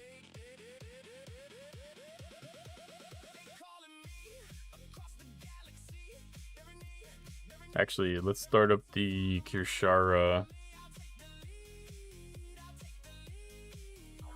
Oh my god, that's actually an open armada.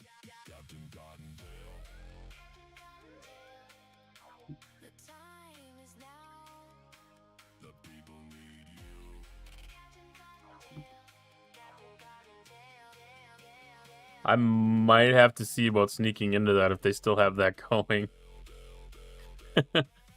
If that's going while I'm still up here, I'm totally going to try to sneak in if they don't have the last spot occupied.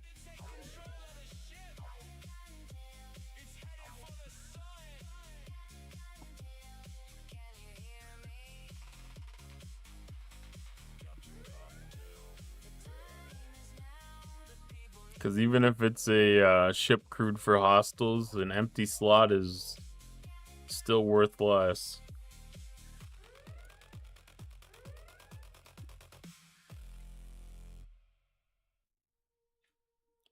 All right.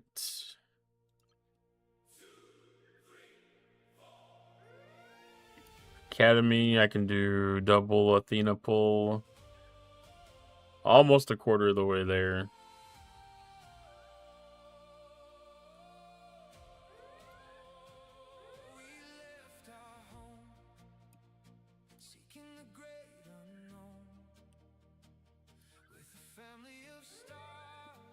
Let's get some vengeance parts.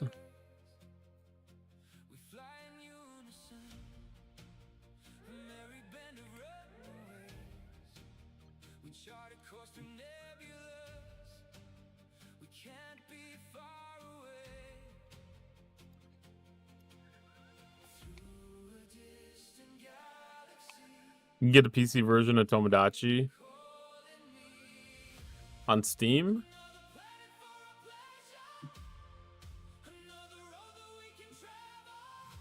Or is that like a through Microsoft Xbox store thing? I don't remember seeing it on Steam. I don't think.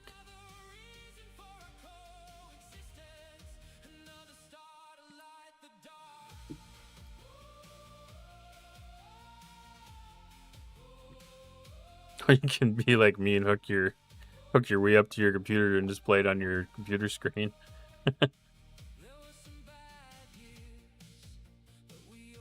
That's just because of my circumstances, because of the capture card that I have. All right, territory. I did bulk refine. I don't know what the bulk refine is actually doing. It's making Mies and then creating a town and messing with interactions, so it can be however you make it. Yeah, I've seen other creators using it where they were making characters for their audience.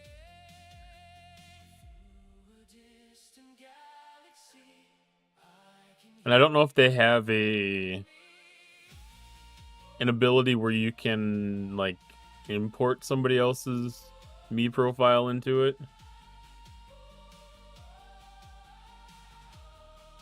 So I assume that I want to have that collected every day.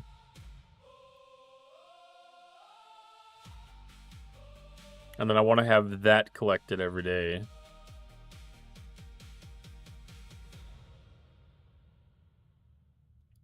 Why do we have a zone bonus?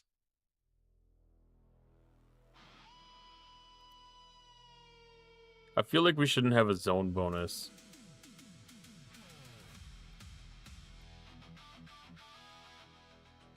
When we get into having a 2-star isogenite, we will want to collect that every day. The Mies interact when you're not in game. Made all of us in-house our kitties main cast of The Last Unicorn. Don't have to go in every day. It's almost creepy in a way. How do you access Q trials now? You have to go to the building.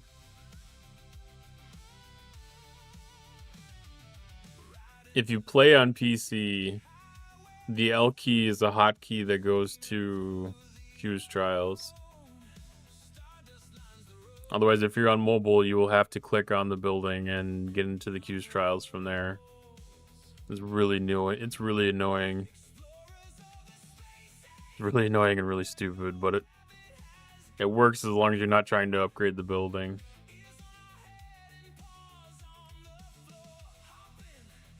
So Quantum Prison, Isogeoid, Geode. So these are unique things. This isn't a choice. Those are all unique things. That's not a choice. So we can set the preset to everything in the territory store to 1 without any consequence.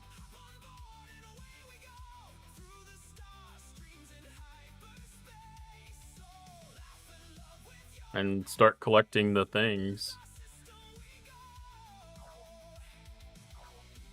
Are they at 4? They're at 4. Okay.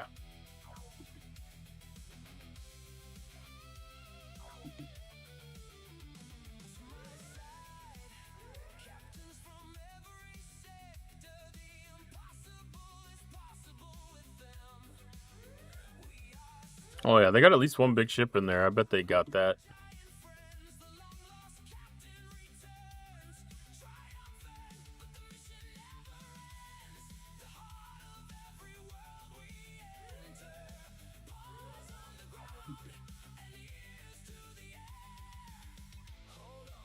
It's taking forever for the animation. Well, I got 2 big ships in there.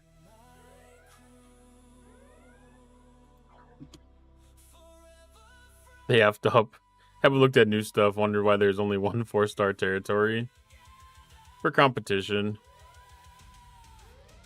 If you want to make something desirable, you got to make it rare.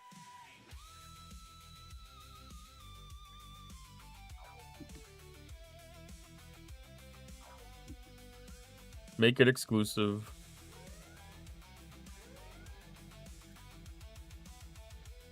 Hi, Broken Wolf to drive PvP. Yeah. PvP leads to packs.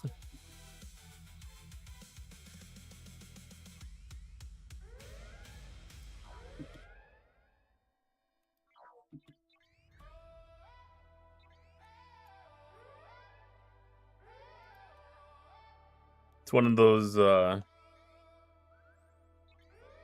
those negative things. But it's for the health of the game. In the grand scheme of things. I've traveled the void of spaces, the borders and dark places, in my solitude. I saw a supernova out there somewhere. Someone like me, it was you. In the sky, a signal was sent across the stars. Every planet is calling us back to be where you are. And when you hear my voice, I'll be there. In your heart, across the stars. Oh, which event was this?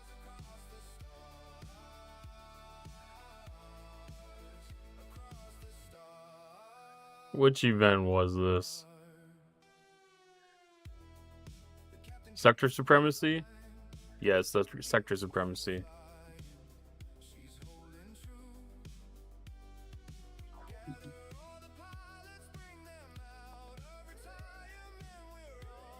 I'll be hitting TC is at war with an alliance.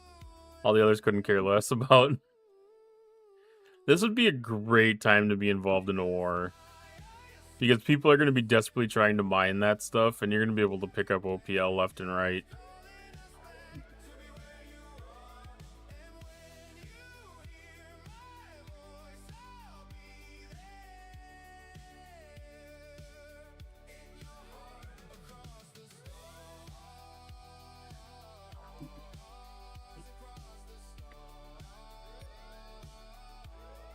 Gotta get some stuff done, will you, Ping, when you do marbles?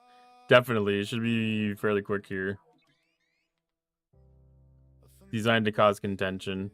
Yeah, definitely designed to cause some contention and get people a little bit of reason to dust off the boxing gloves.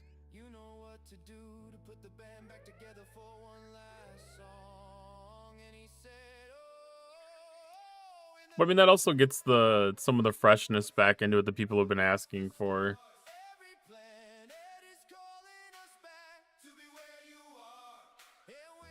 All right, still got to do 8 more for dailies.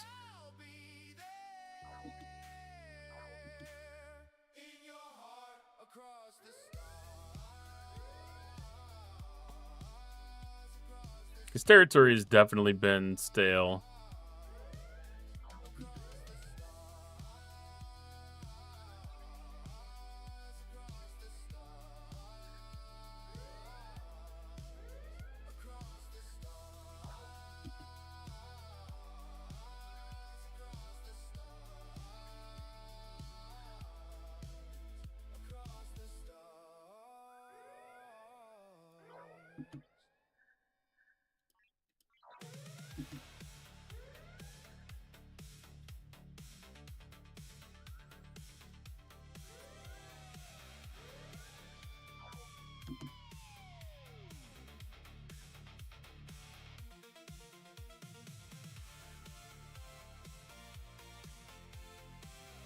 It took long enough for that to pick up.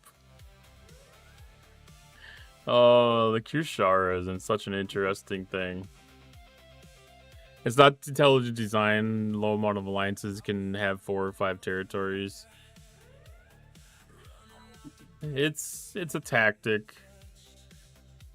It's a tactic. By creating a little limited supply, technically drives up demand.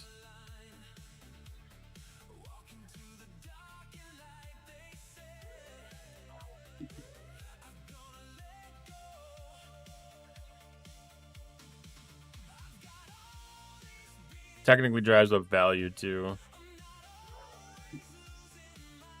It's one of those things. It's kind of interesting because I don't really see a lot of benefit into holding some of those territories.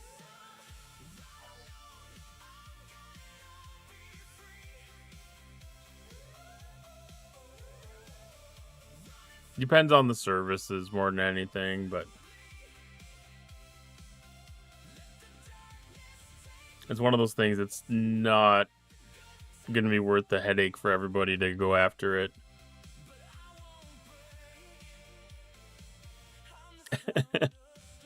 Still territory, wow, not kidding, but then the cottontail for... Here's a thought for Tinman Track.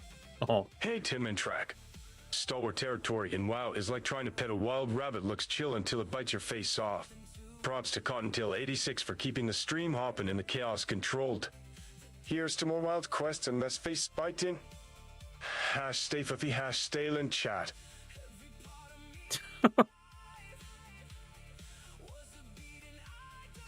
don't know what all that was supposed to be.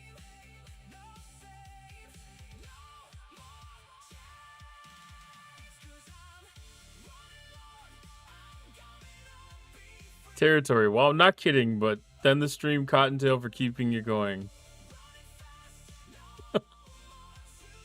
Hey, Dimitri, Stalwart territory in WoW. It's like trying to pet a wild rabbit. Looks chill until it bites your face off. I thought you were talking about World of Warcraft. I was like, some of that didn't add up. I was like, I had to dig into that because it's like that doesn't make sense. What is it trying to say?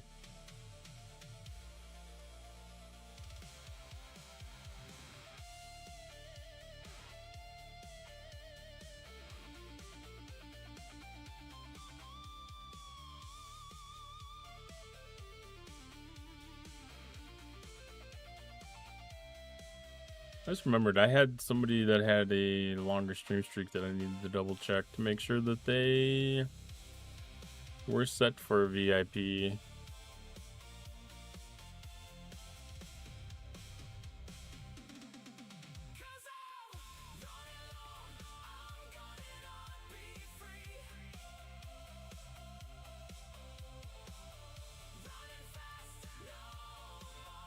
And they are, okay. Just wanted to make sure.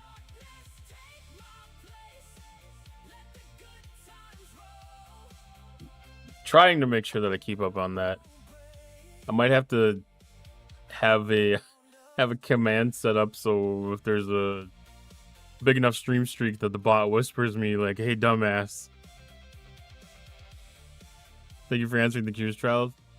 You're welcome. I mean, I think that's one of the biggest questions that content creators are going to be getting is like, how the hell did we get to this now? Because it's annoying. And hey, now that I collected all of my things, the buttons there, because I don't have any more daily things to collect,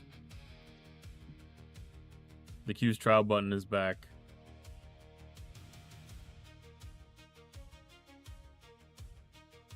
That's very similar to the way that Outpost stacks.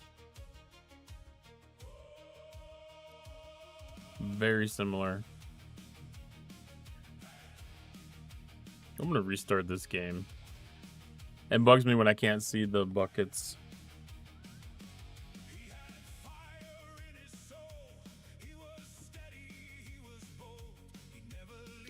As long as I got that one up. We'll look at the Serene Squall pack again. No, I'm just kidding. Let's do the promo code and collect the launch day gift on this account.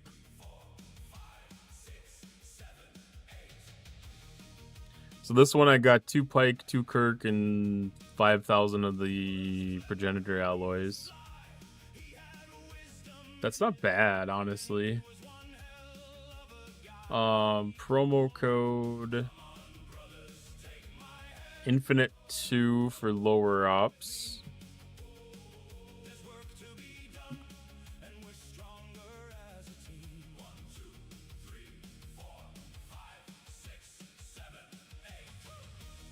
$150 chronometric particles.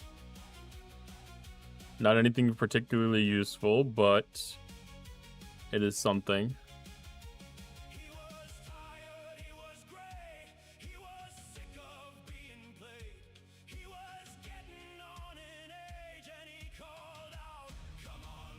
What do we have here? Okay. This is good for a little while.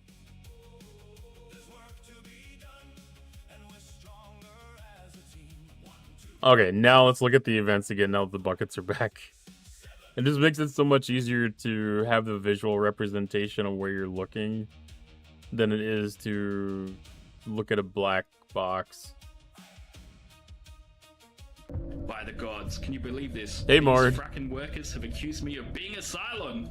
Alright, so everyone's like calling everybody out already.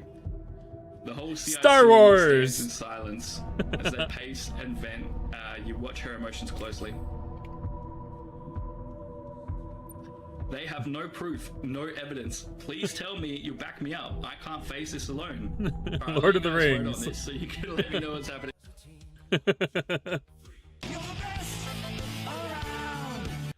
How's it going, Mort? I haven't had a chance to look back at what your at your VOD yet to see how things went this morning, but hopefully you had a good stream earlier. I should say last night.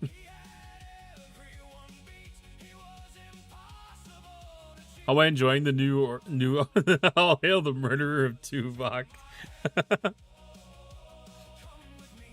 How am I enjoying the new arc? I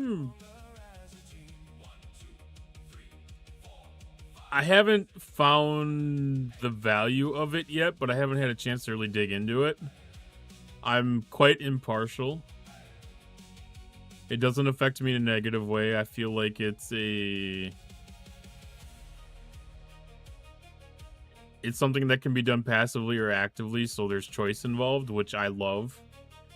Anything that gives me a choice on how I want to engage with it, I think is a great thing. And I think it'll just be another thing that just happens quietly in the background. I don't see it really being... I haven't looked at the research. I'm just making assumptions that it's not really anything groundbreaking because I haven't heard a lot of excitement about it. But I mean, it could be like just a really great arc for catching up on other things if it's kind of quiet. Think the research tree is going to be good down the road.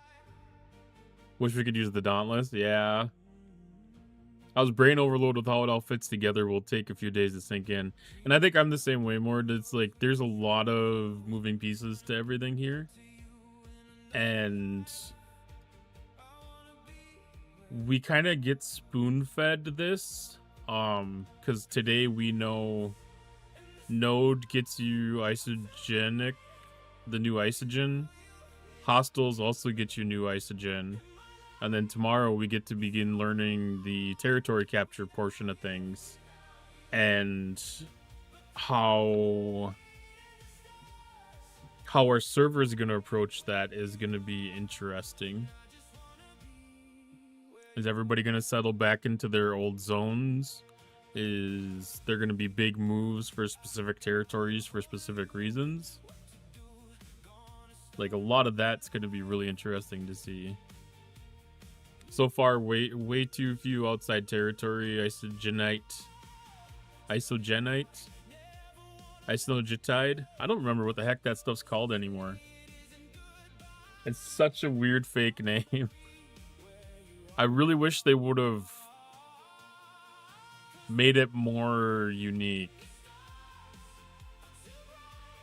I wish they would have made it just a little bit more unique. It's too close. Isogenite. Okay. I would have settled for Sigma Isogen. I would have been fine. That would have been fine to me. It's kind of a joke to put Sigma in front of everything, but it would have been adequate. Well, let's run out and do Armadas really fast. Get those knocked out of the way. Almost done with the Vindicator, so I could start easing off on this event before too long. Geode mining and Armada scoring new epic capture nodes too. Yeah, there's...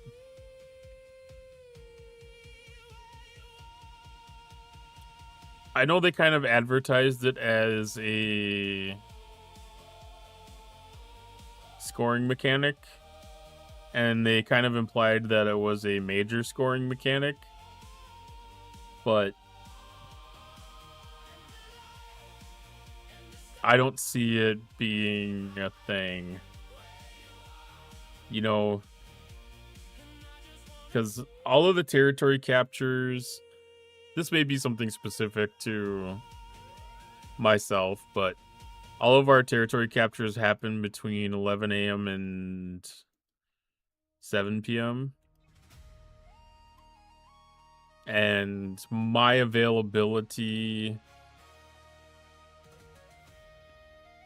outside of work is basically from 6 p.m. to say midnight. I have the potential of engaging in 2 territories in an active role a day. And having our alliance get that lined up perfectly where most of our alliance can actively engage in a territory capture is next to impossible. So it needs to be something that can be done passively to take it over and maintain it.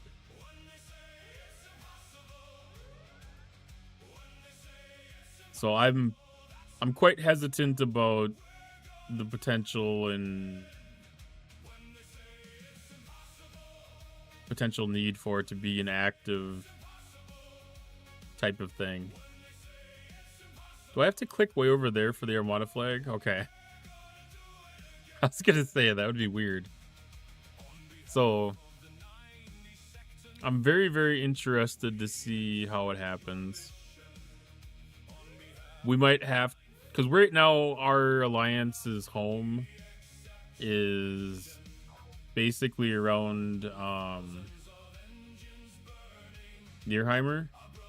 So we have one of the 3 stars that are gateways to the new 4-star territory. So I have a feeling either there's going to be a negotiated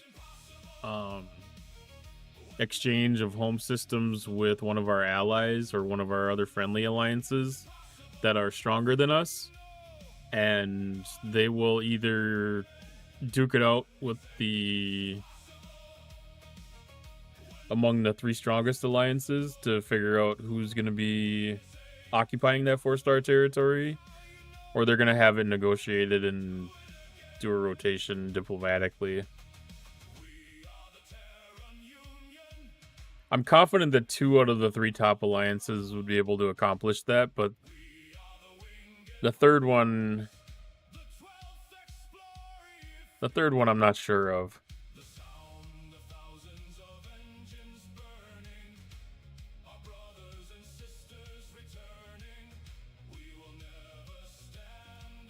Is this one fixed? No, it's still broken.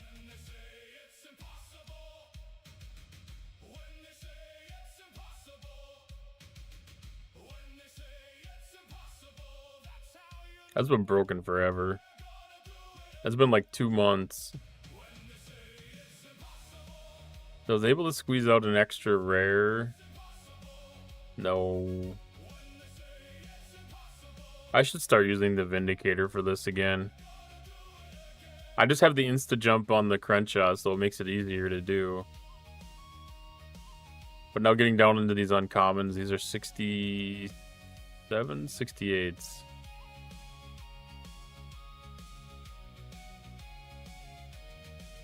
Oh, that's an outpost. That looks like an Armada. The 68's 2 million points, so I gotta do 4 of them. Maybe 3. Depends how the math flows down. Might be able to only have to do 3.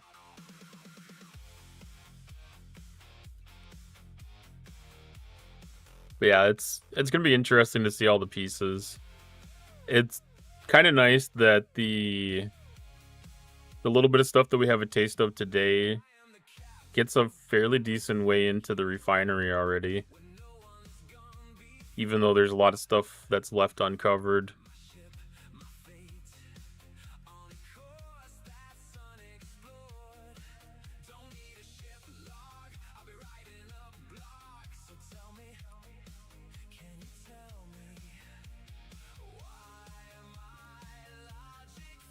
Alright, that's epic. That's rare. That's uncommon.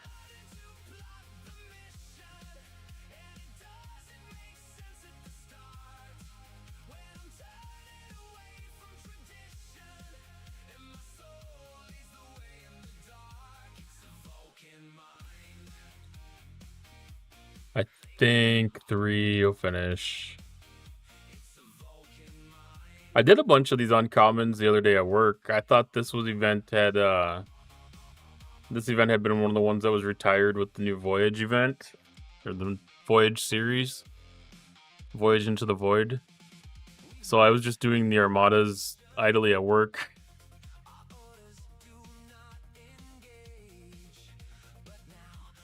Because I'm always running low or out of these because I don't have a lot of reason to be in 6-star space these days. So I don't get an opportunity to do these Armadas a lot.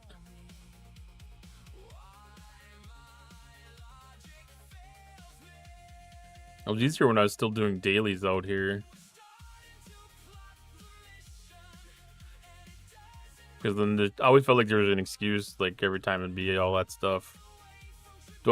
I buff my ships before joining the outpost? So it depends a little bit on how hard of a battle it is. It's not a bad idea to do a full Titan boost to get you through the outpost itself. That usually has a pretty decent chunk. It's also not a bad idea to use Protector against your weakest ship just to give you a little safety cushion.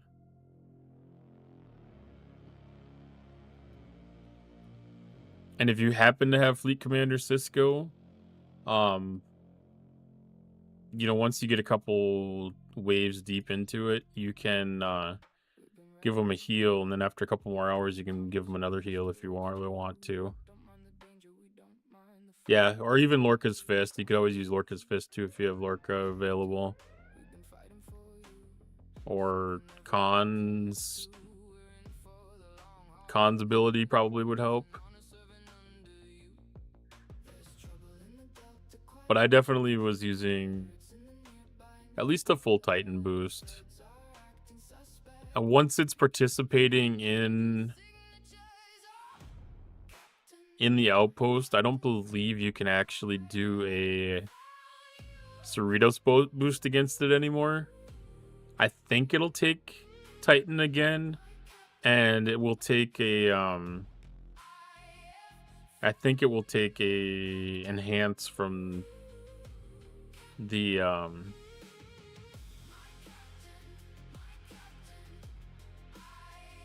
Excelsior. Borg should be the easiest. That's isolytic attack. And isolytic defense is like one of the easier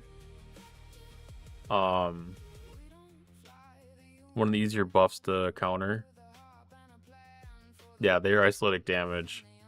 Because the other ones are just dealing with like Apex and critical damage.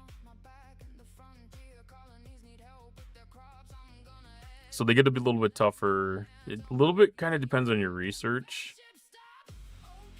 Yeah, this one's Apex barrier, so you need to have Apex Shred to be able to do strong against those.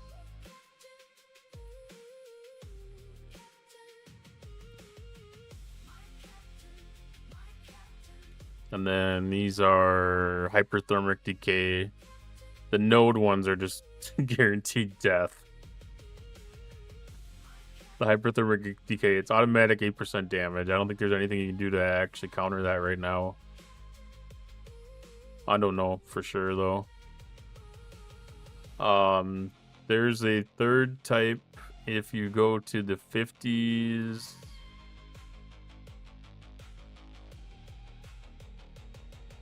Oh, I don't remember where those are.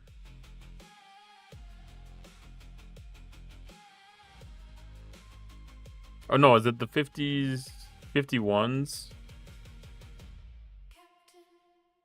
The 51s are independent, and all they do is critical damage.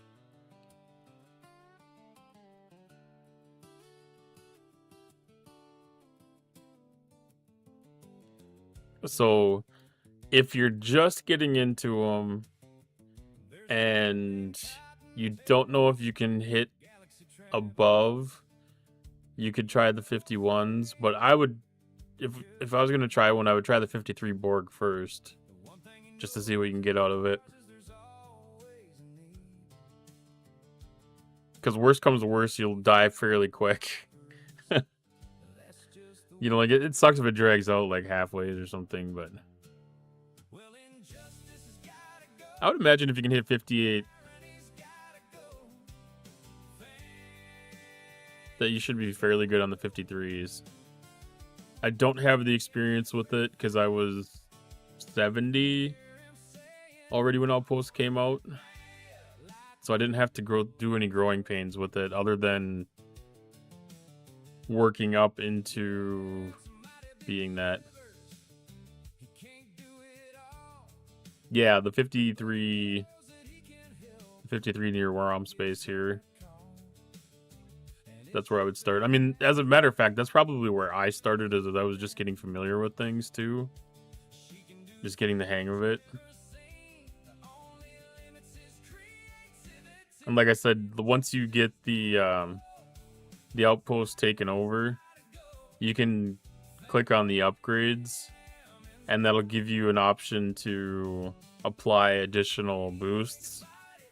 You'll have a very limited ability right off the bat because you won't have enough of the currency probably to do much, but it'll give you an option to get a little more isolatic attack or defense. I never remember which one. It'll be enough to counter the Borgs a little bit more.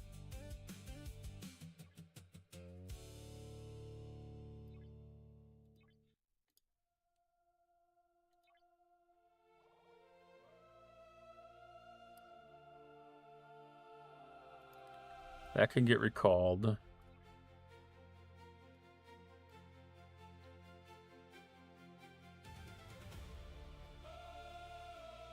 That should be everything that needs to get done today.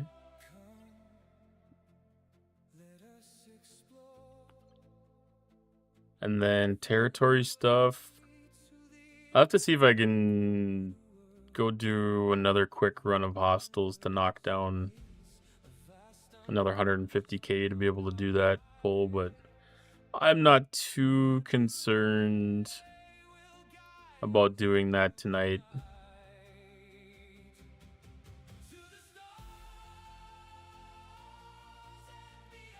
Not yet, at least.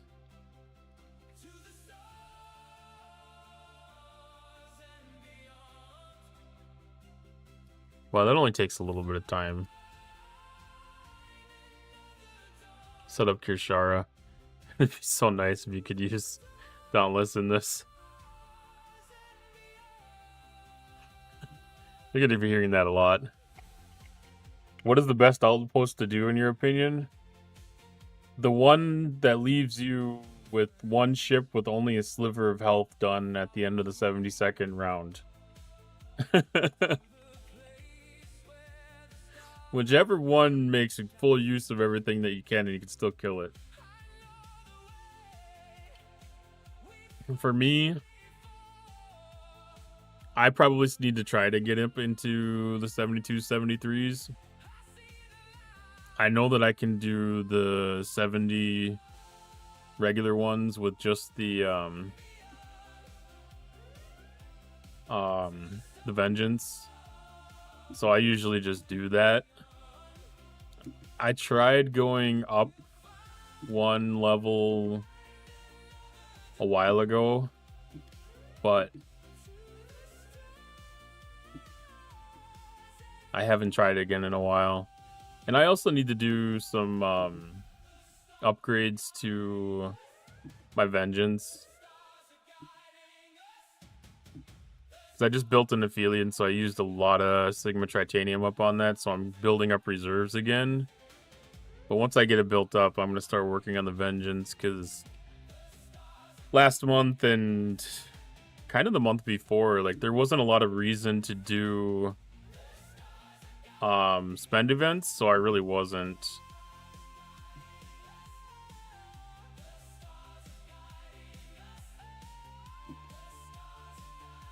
But I've got a pretty good stockpile of Vengeance parts built up to be able to start doing some upgrades.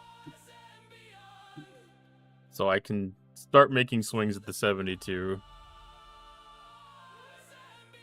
Yeah, that's kind of the best tactic for it is, you know, like, push up, give it a shot.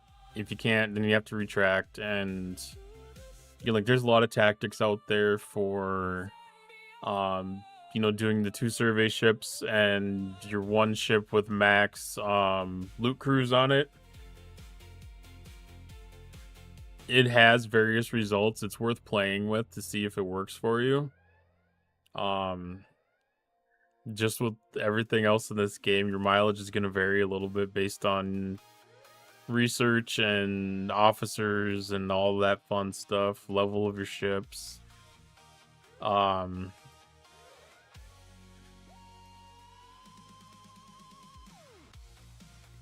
But it's always worth trying. If you're not using any of the tools, stfc.phd has a really good link to a lot of the tools. And it has some really good ability to check on crews to see officers that do and don't work in outposts, and also the retaliation hostiles, because there's a little bit of crossover between stuff that does and does not work for retaliation hostiles, but will work for the outpost. But there's also stuff that'll work for the outpost that won't work for the retaliation hostiles. So a little bit of a balancing act. I take a fairly generic crewing. You can't see that from here. I don't have mine specifically fine-tuned to what would probably be perfect by any means. But I have on my strongest ship. This is what I take for everything. Doesn't matter what tactic I'm using. My strongest ship I've got crewed for maximum loot, so I'll have Picard with NT Riker and 5 on it. And then below deck I'll have PICU, I'll have Beer, I put the Chalk on there, and then Torres. This will be on my strongest and biggest ship. I want to always make sure that hull breach is going to be up. And then the rest of it is your cadets are going to be probably your most effective officers that are guaranteed to work. So the original Kelvin cadets, and then the TNG, what is it? The next gen crew. I think these ones are. Yeah, next gen crew. Kind of best-ish. And then just trying to make sure that you have people below deck that are going to give you enough benefits as much as you can get out of it. Hopefully this arc I can finish my docks and guns. It's a lot of uncommon. I need to upgrade to level 69 so I can go to op 70. It looks like there's some pretty decent stuff in here. I think a little bit of the payoff isn't a bad thing to have.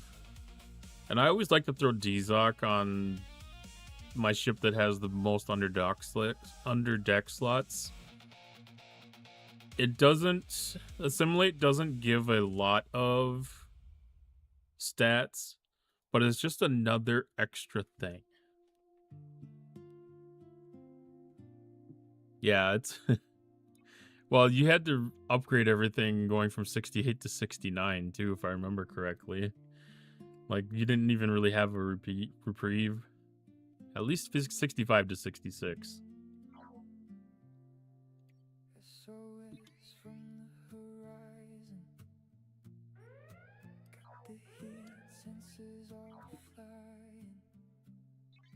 Captain Tail's already trying not to let it happen again. May is busy searching systems for the heartless villains. Got to hurry. Man, I know these people are just chasing around these 63s, and it's probably worth it. But I mean, for the most part, I just want to make sure that I have something to hit. I've never used Assimilate. How do you use it? It's just another status that gets applied. So as long as you put DZOC below deck, just kind of pretend like you're hitting one of the Zindi armadas. Just put them below deck, and it just does a small percentage change. It's kind of like applying morale to yourself, the 1% boost that it gives you or something. It's like, it doesn't really make a difference, but when you're limited on the number of officers that actually do anything, just having another officer that does something is extra, and anything extra isn't bad. If you can if you can fill all of your below deck slots with officers that make a better difference, absolutely do it. But I'm just saying, if you have a slot that you need to put somebody in, he's one that's easy to forget about.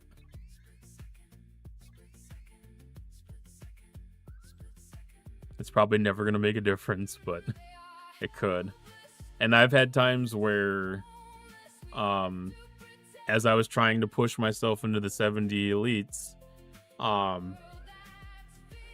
like there were, as I was kind of just testing and pushing and testing, like there were multiple times where I was dying on the 70th hostile, the 71st hostile, you know, not quite getting that full 72 rounds out of them.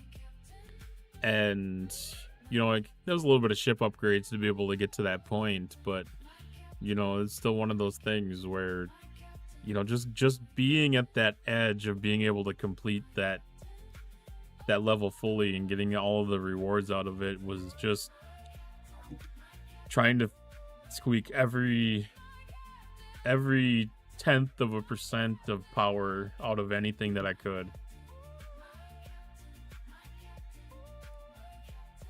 That's not always going to matter, but there are times where it'll help.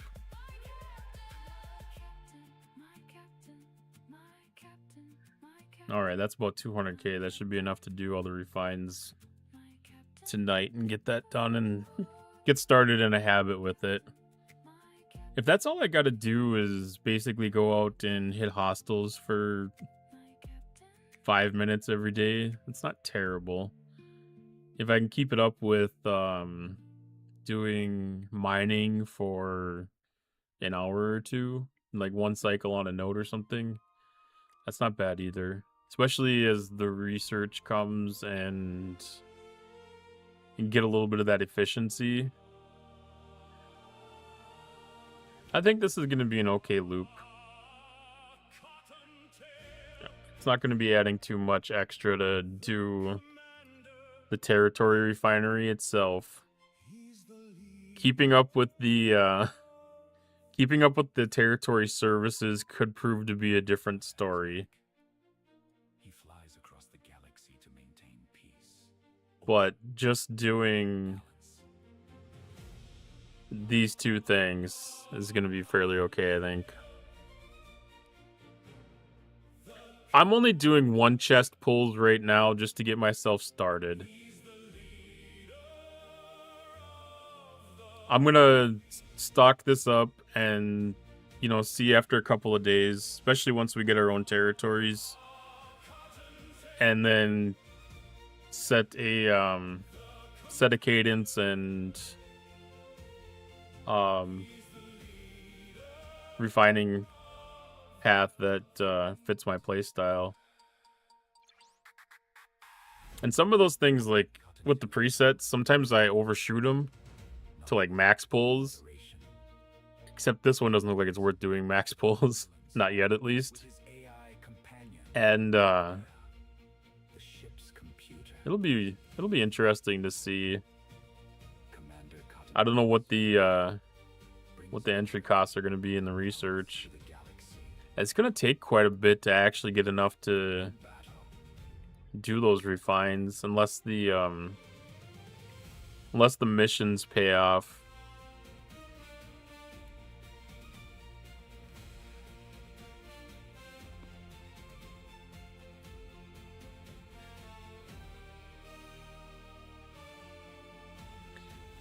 Getting through this top track here at the beginning is probably going to be my first goal. And get that 1-star mining speed and the refinery increase for the 1-star. And then I'll probably go for the geode extraction stuff if we get to a territory that's gonna have the geode spawn in it. I don't know exactly what the requirements are for that yet. If that has to be a 2-star or a 3-star, or if that can happen in the 1-star systems.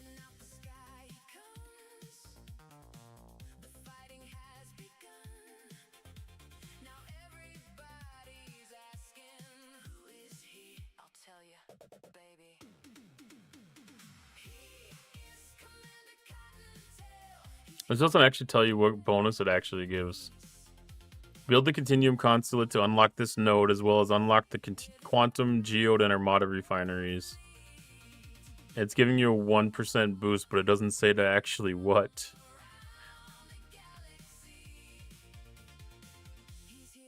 The PvP stuff I'm not going to be too concerned about. I don't need to deal with PvE power.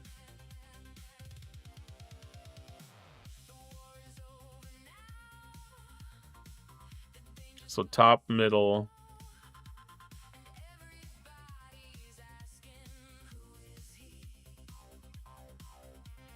I don't care about the chronometric particle, because I've got almost all of this regular research finished.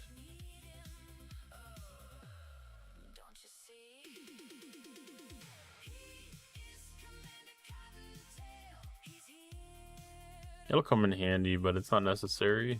We'll see.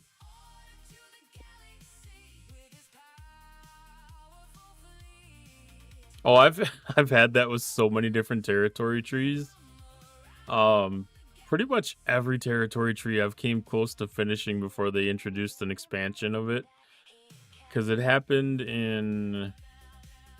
Well, it's happened in Station too, because they added a little bit of nodes behind it, but it happened with Galaxy. I was just about finished with it, and then they added all the Rhodinium stuff. All the stuff to record these Rhodinium particles. And... what was the other one? Territory I was just getting finished in.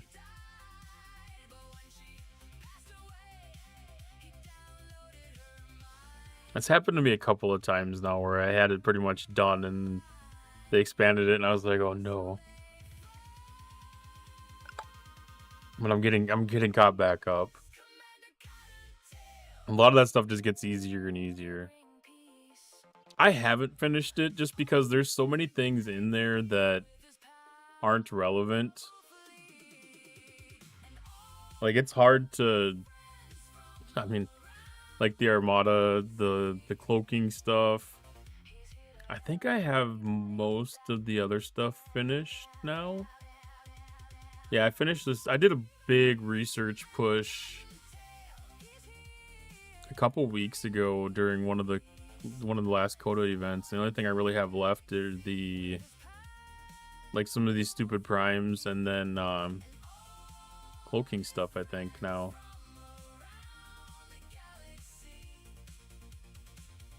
But it's kind of the same with Station, like...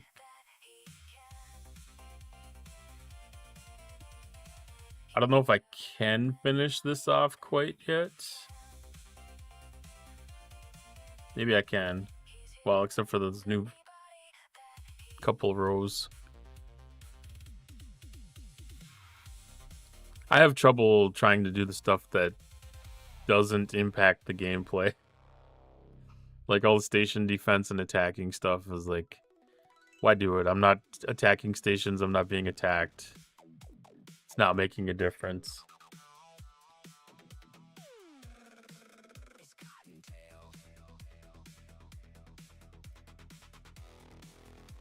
All right, let's fire up some marbles on Steam. Let's give away a little bit of prizes.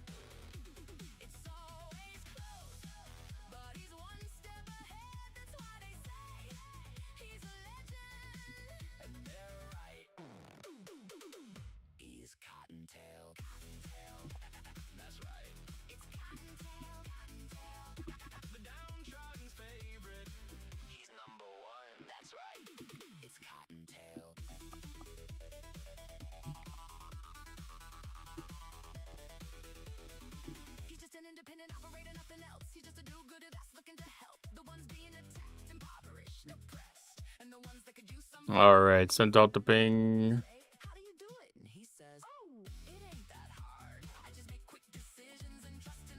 All right, so I'm gonna do some cash giveaways here on Twitch. We're gonna play some marbles on stream. If you want to earn one of a couple $20 prizes, come on over. Technically, outposts do act as stations, and to a limited degree.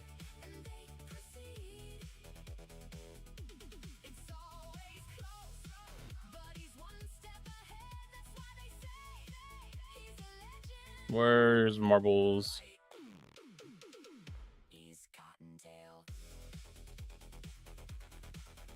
We'll switch over to the full game scene. All right, we're going to do a warm-up race. This race is for nothing other than to dust off the exclamation point play from everybody's fingertips. Let's switch over to our marbles playlist.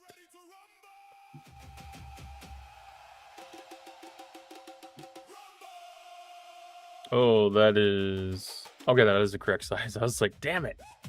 All right, exclamation point play to get in on this race. Again, this is not for anything special. This is just to get us warmed up. 69 seconds on the clock. Exclamation point play to get in on the race.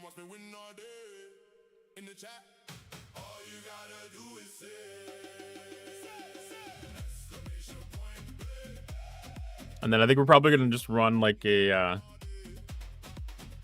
Didn't get the initial notification that I went live. Ooh.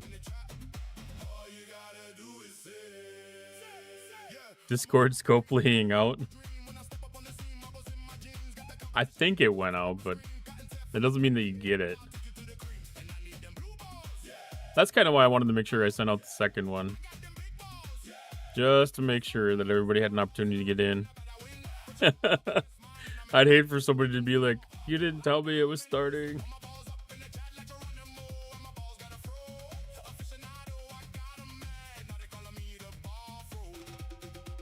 All right, we got 10 seconds, exclamation point play to get in on this race.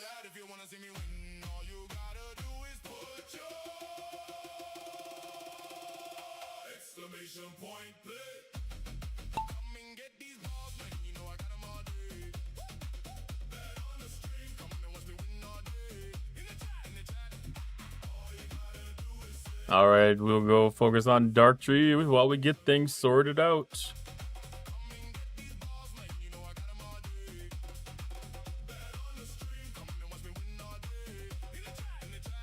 I mean, Twitch scope playing out.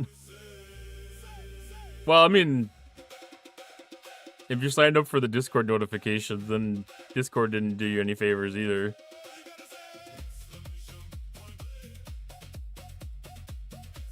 Ooh, Dark Tree is taking the lead.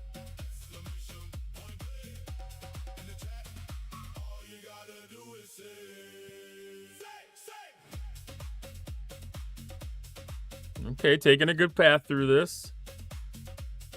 Dark Tree in first, I Conquer You second, Asian Boy in third.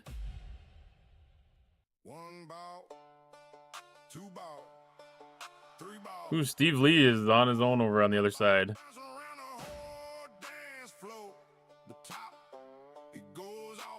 We got Dark Tree followed by Asian Boy. Ooh, I Conquer You is going for a dive. I don't know how he ended up off of the track. Probably needed a restart, to be honest. That's always possible. I don't know how you fell off of that one. It didn't look like it was that aggressive, but you found a way. Sammy Stitch took the same exact path the way it looked. It didn't seem like it was really aggressive.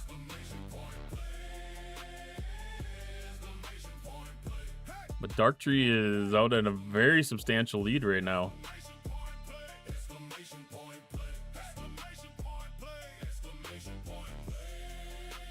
Could he be setting a world record tonight? We shall see. Don't even get to boost myself out. That's true.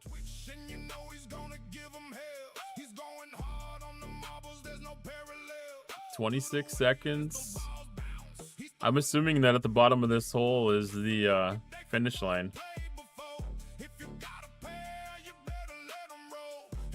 Ooh, hitting one of those pins would have been really useful right there. Asian Boy drops down. Ellie drops down. Steve Lee drops down. There we go. Dark Tree lost momentum. Let's go down the hole. We're not going to be making the world record.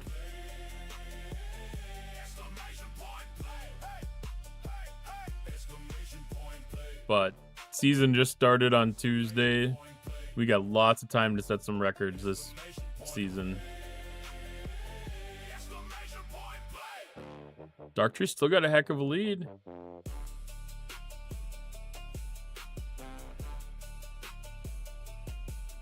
All right, Dark Tree with the victory.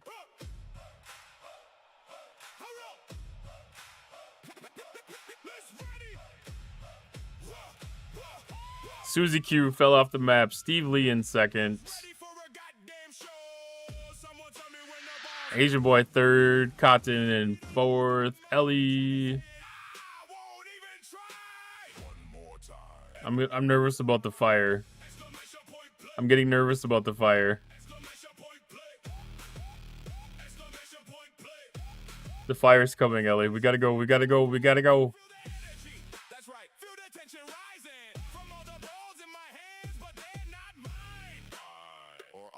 We gotta go. Let's get it close.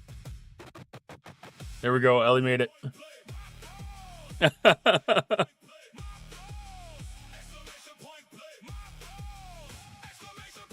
All right, not bad for first one.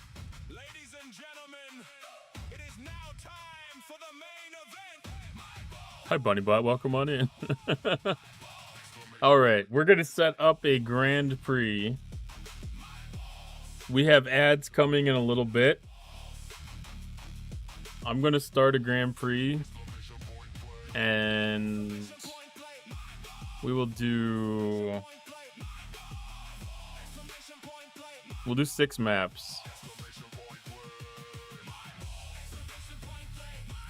So we have elimination percentage no greater than 5, maximum time. We'll knock that down to about 3.5 minutes.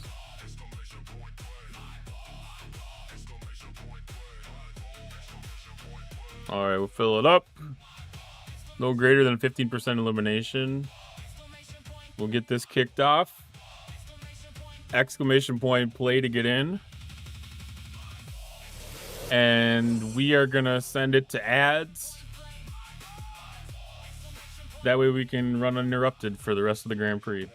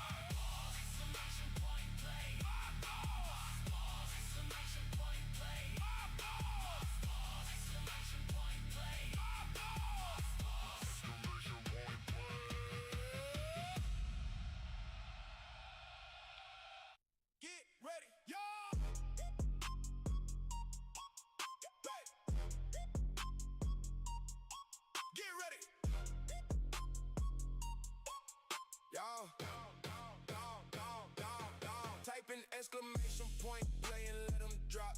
It's marbles with cottontail, baby, can't stop. Typing exclamation point, play and let them drop. It's marbles with cottontail, baby, can't stop. Get 'em in, get 'em in, get 'em in, get 'em in, get 'em in, let 'em drop. Get 'em in, marbles with cottontail, baby, can't stop. Get 'em in, get 'em in, let 'em drop. Get 'em in, get 'em in, let 'em drop. Get 'em in, marbles with cottontail, baby, can't stop.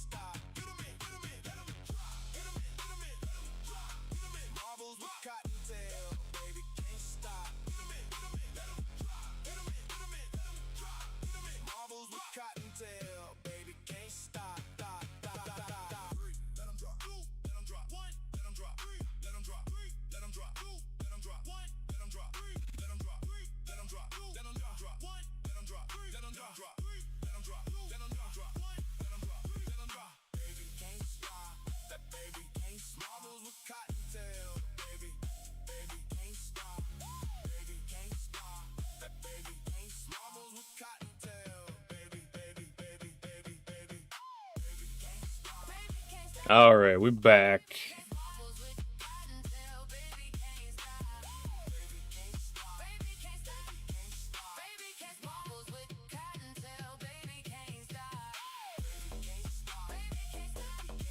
All right, we're going to hit start, 69 seconds. Exclamation point, play to get in. Top 3 are podium. All earning $20 prizes. So we'll give $60 away here. Out of these 6, whoever's on the podium at the end of the 6 races. So you get a little bit of opportunity to have some good luck. Get a little bit of an opportunity to make it up with a little bad luck.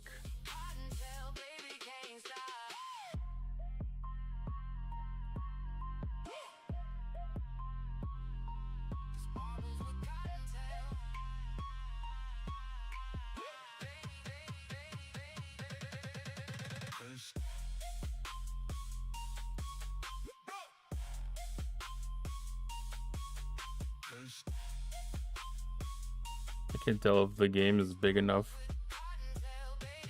It doesn't show everything quite right. Something is off about that.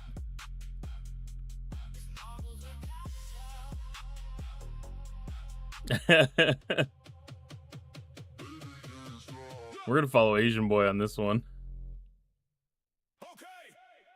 Maybe. Maybe for a little bit at least. Come on, Asian Boy, let's get spat out in the right way.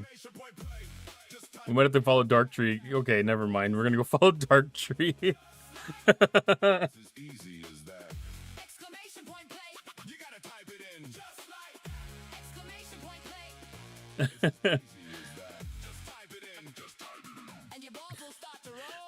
I thought it was gonna be a little more even than that.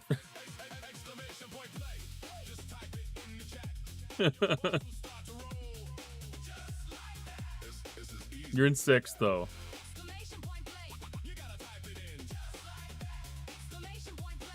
Oh, did we miss the boost? What's going on here? Oh, no, we went down. Got it.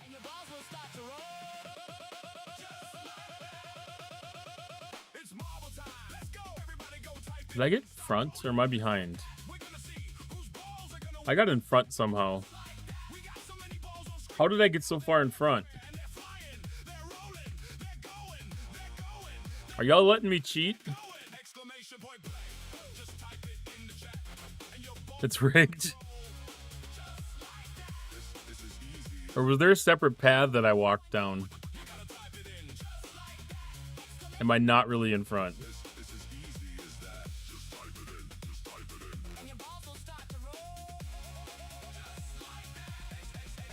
I don't want to get hit by one of the bullets, I don't think. I don't want to get hit by one of the bullets. Maybe that would have been a good thing, actually.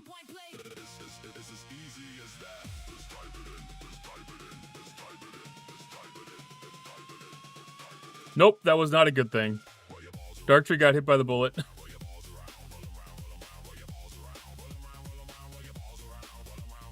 Asian Boy got hit by the bullet. Okay, it was just ironic that the 2 people I went to got hit by the bullets.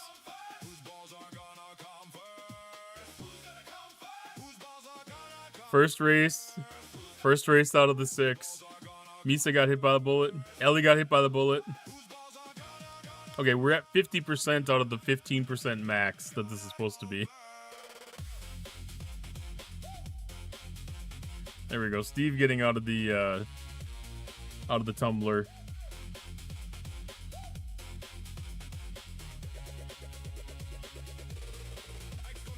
Only here on this stream.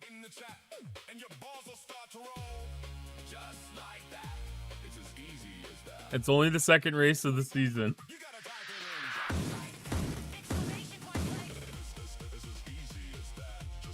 All right, Steve Lee taking 2nd place.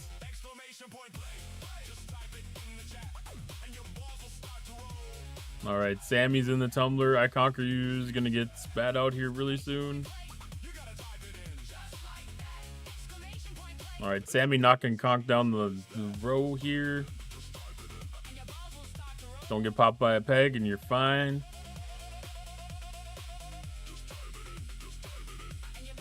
Sammy's about ready to come out.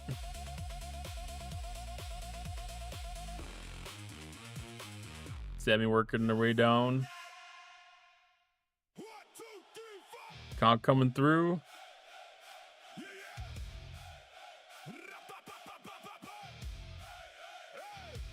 Ooh, Sammy getting held back.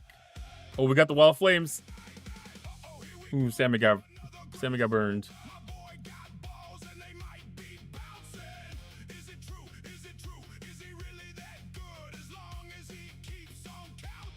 All right, next map. Just a little rigged. I haven't added that as a command yet. All right, exclamation point play to get into the next race. 69 seconds to get in. Ooh, the diner. Good old classic track. Nothing bad can happen on this track at all. Already got 149 plays, too.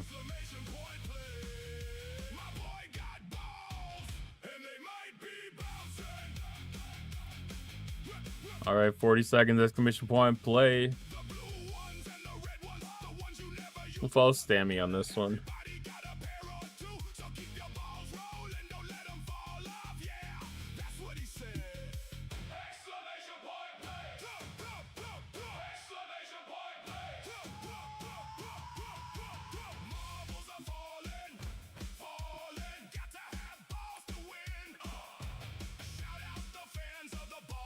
I never usually bring the card up.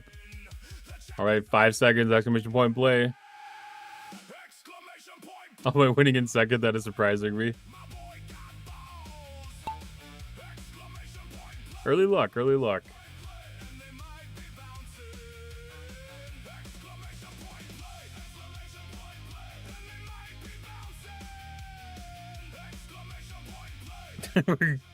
Follow Asian Boy again? Well, let's follow Conk.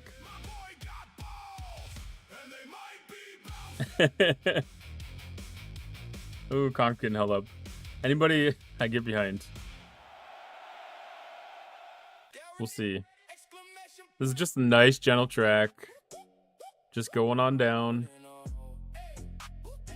Nothing bad happens here. Just a nice, gentle track. I'll be the only one who dies. Nobody's gonna die. It's a nice, gentle track.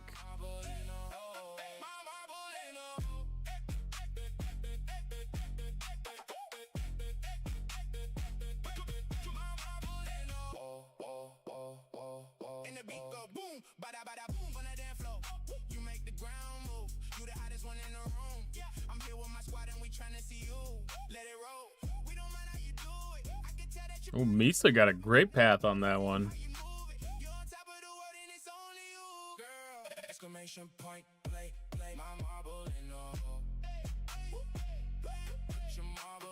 I always forget that thing's just violent.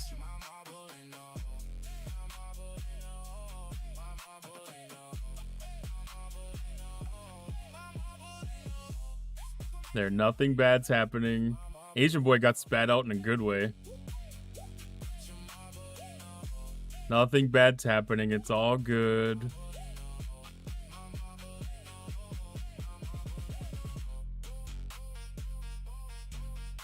All right, Misa's the first, Asian Boy second, Cottontail third. They're nice, gentle knockback. Separate paths. Same destination. Misa's taking the path of least resistance.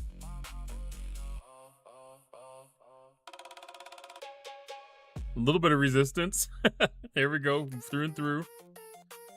Misa first. Sammy gets through.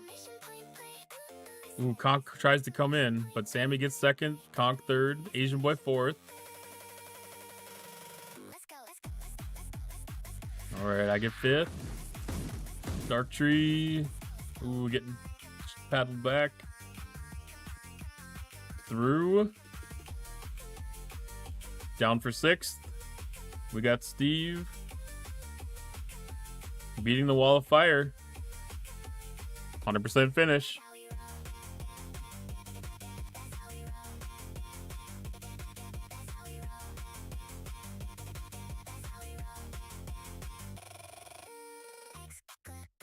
All right, next map. Coils of Power. Ooh, I don't like this one. I don't like this one. All right, exclamation point play to get in on the race. This is the one where they get zapped by the Tesla coils down there. I've died on this track way too many times.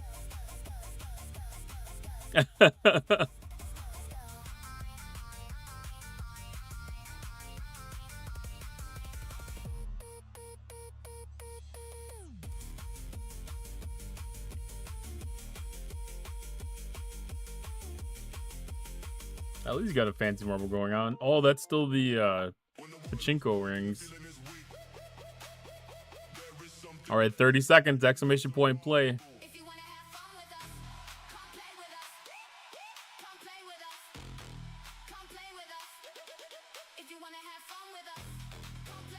Both getting jacked. I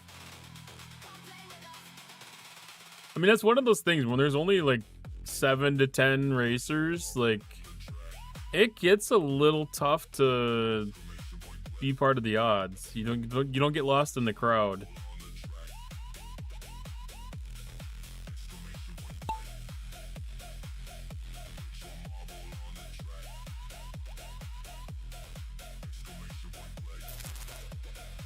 Gosh. The sound of the Tesla coils kind of scares me a little bit. All right, Retro Fury getting down first. Dark Tree out in front. Ooh, Dark Tree got zapped, but did not die.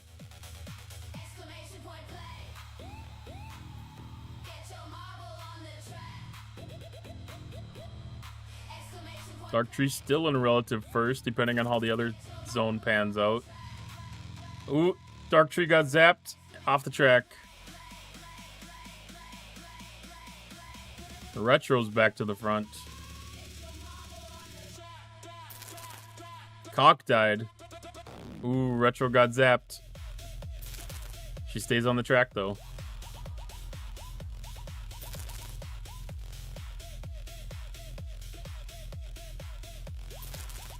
Ooh, Steve fell off the track.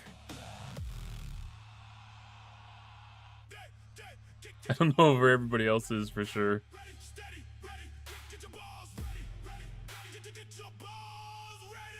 Figure win the first race of the night and then turn to crap. That's the way some of these go. I tried to pick a fairly low percentage death rate. All right, Retro gets first. Misa's showing in second-ish. Asian Boy got zapped, but nothing bad happened.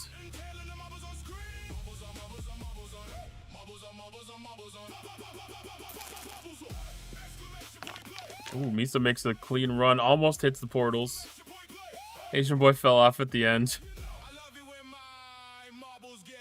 Oh no, Asian Boy hit the portal. I fell off. Where's Sammy? Sammy's coming down. Misses the portals. All right. Retro first, Misa second, Asian Boy third, Sammy Stitch fourth. Ask me, I'm sitting here laughing. I mean, what do you do? I mean, you can do nothing else. You have no control over anything. All right, exclamation point play to get in on the race. 69 seconds. Is that a...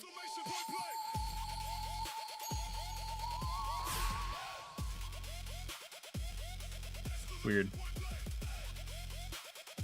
What is this?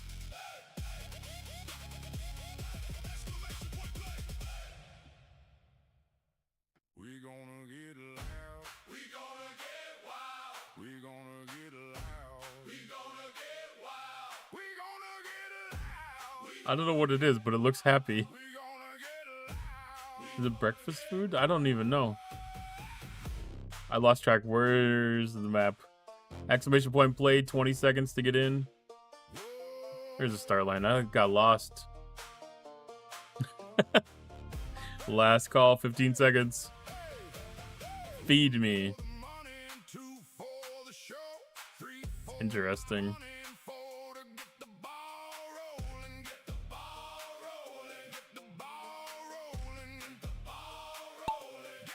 All right, here we drop.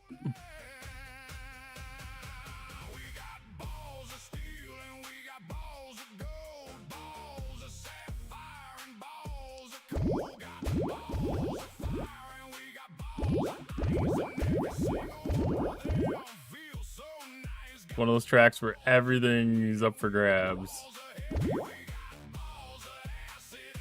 All right, Steve's running through first.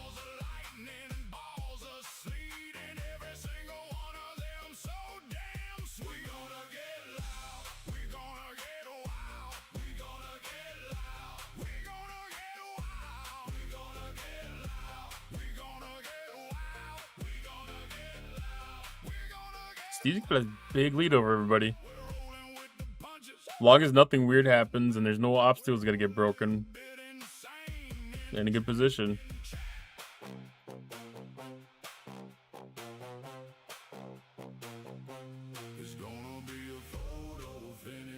What do we got? Asian boy second, Cotton in third.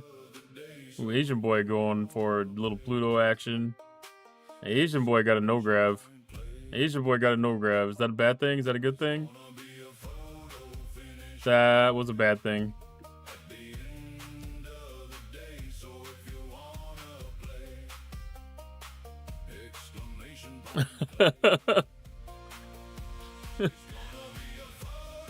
I mean, you never know what you're gonna get. Never know who's gonna get it either. But Steve's still in front. Long lead over Conk. Getting closer to the finish. I mean, it's one of those things. You could have just easily knocked yourself off the track and landed in the bucket. It could have been a fantastic move.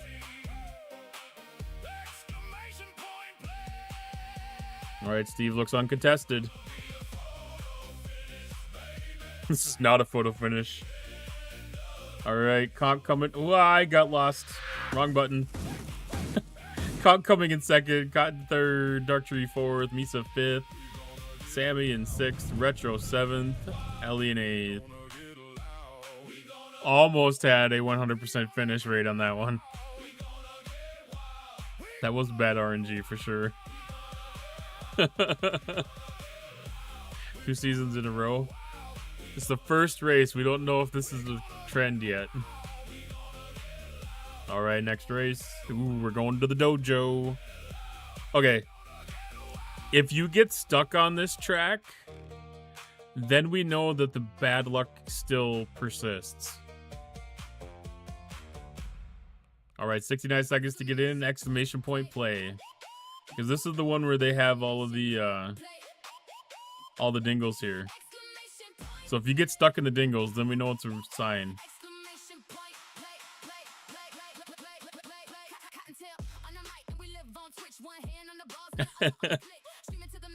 All right, 50 seconds, exclamation point play.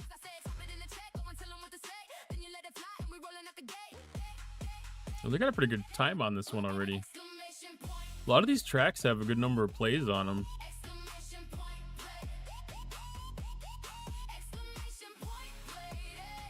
All right, 30 seconds to go.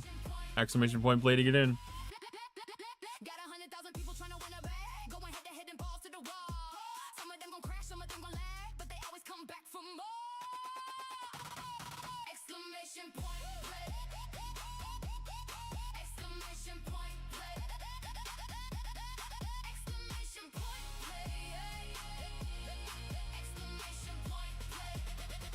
All right, 3 seconds.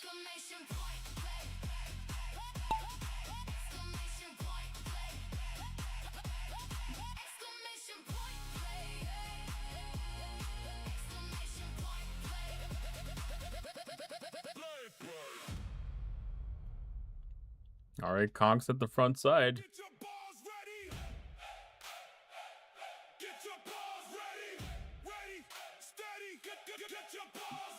Let's follow Conk. Let's see what happens.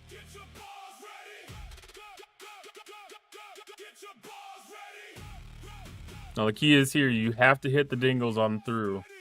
You got to get slowed down, otherwise you get shot off the track. You didn't get slowed down.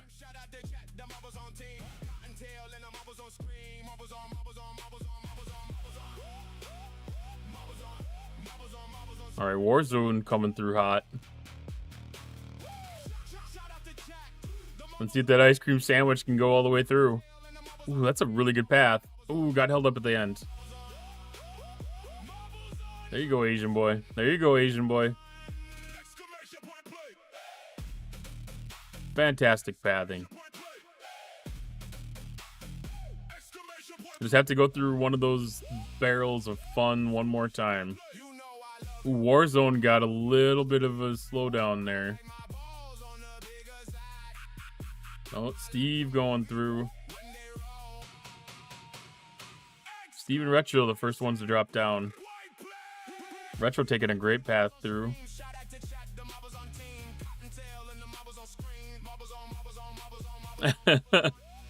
Ooh, Cottontail's dead. Misa's dead. I didn't see those deaths happen.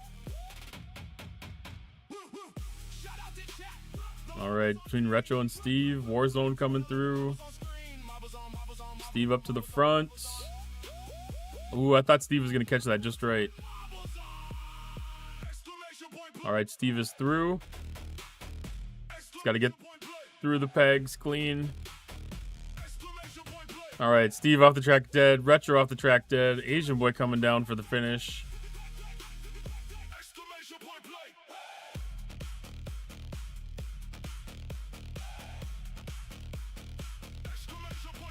Asian boy gets first place. Warzone second. Sammy in third. Ellie fourth. Dark Tree in fifth.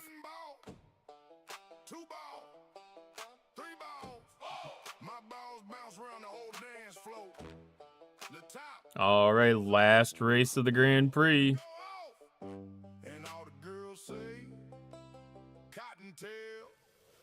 Exclamation point play to get in on the race. Final race of the Grand Prix. Top 3 of the podium will be getting a $20 prize of their choosing. Be either gift card to the Apple Store, the Google Play Store, PayPal, Cash App, Venmo, any of your choices. Heck, you can even apply it towards merch if you want to have a gift card to my merch store.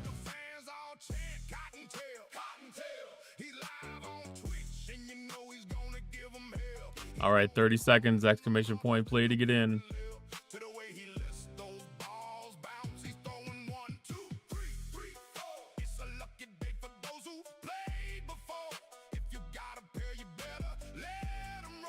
Oh, this one's a little tricky. This has got an anti-Pluto zone around that, I think, so it doesn't take the hijinks in this starting area. I think I tried this on a map earlier today.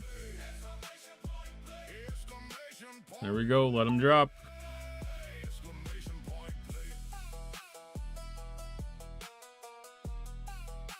Round and round we go. Let's see who's first down that hole. So far, Conk's got the lead.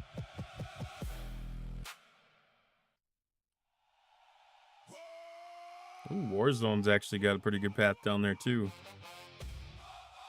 If we have the marbles make some contact, we might be able to get somebody to drop down a little quicker. Asian boy. Ooh, Conk.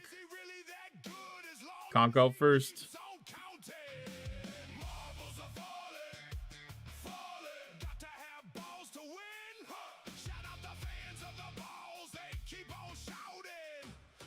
We got Conk in first, Asian boy second, Retro third, Steve in fourth, Warzone rounding out fifth.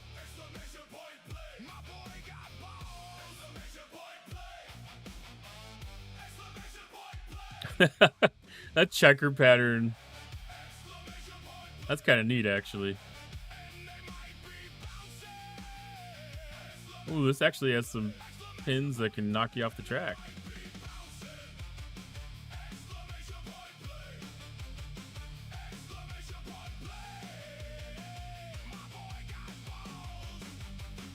Yeah, the checkerboard finish reminds me of my grandma and grandpa's old.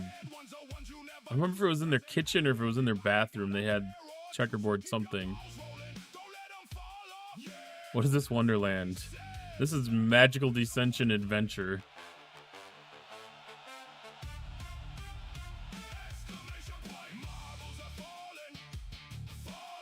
The map creator's name is Inked Alice. That fits. I can see somebody tatted up having the checkerboard theme. Heck yeah.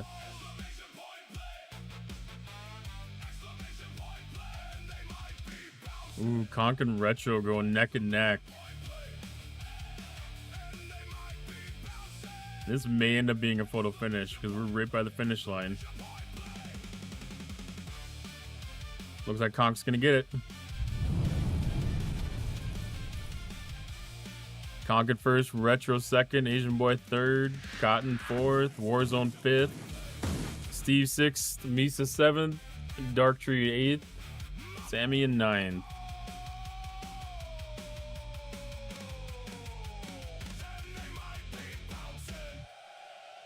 Okay, let's just hope that I didn't end up on top of the podium.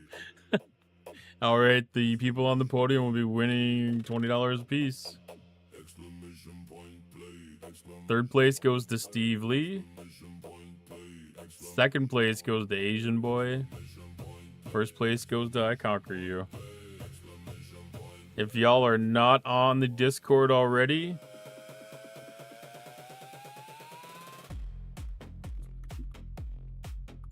join on Discord, PM me, let me know how you'd like to receive your $20 payment. Pretty much anywhere that you want to take it, whether it's going to be, like I said, Google, Apple Pay, can do PayPal, Venmo, Cash App. Like I said, we can do discounts or gift cards into my merch store. Just any way that you want to have it, we can have it. Yeah, everybody in the top 3 gets it. Steve, Asian Boy, Conk, y'all win. Zelle will work too.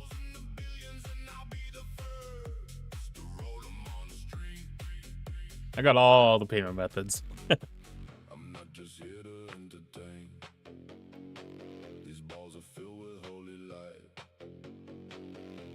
What is the Discord? I got the Discord right above. A couple of posts above you there.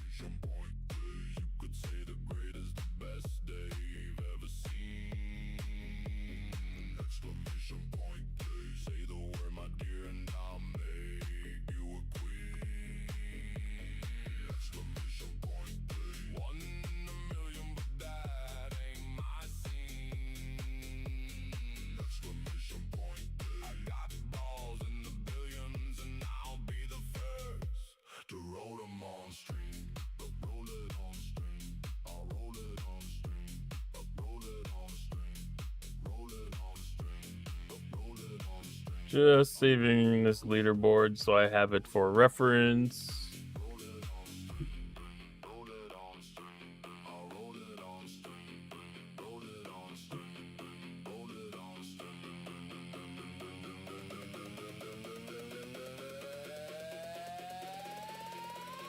Yep, that's my server. Just find me on the Discord there and PM me, or if you want to just at Cottontail in one of the general channels there, so we can go to PM and figure out the payment method.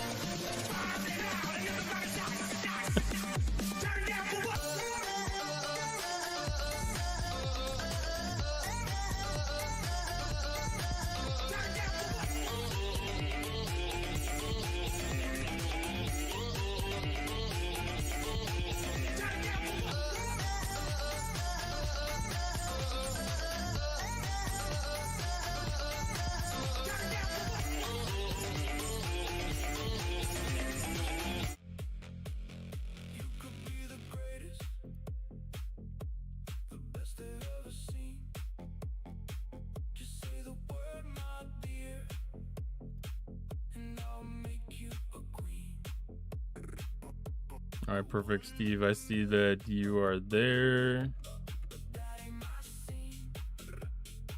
All right, I just sent you a PM. Time for bed. Enjoy the evening. Thank you for stopping by. I appreciate it. I think I'm going to end the evening too. Let's see who else is on right now.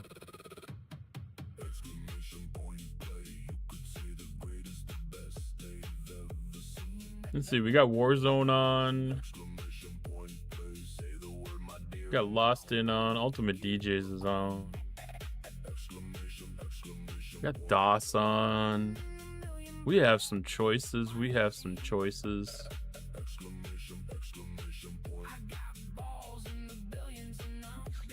Lost In? I think it's been a little while for Lost In. Well, DJs is dealing with streaming problems. Yeah, we don't need to bother him then. I haven't done Lost In a while.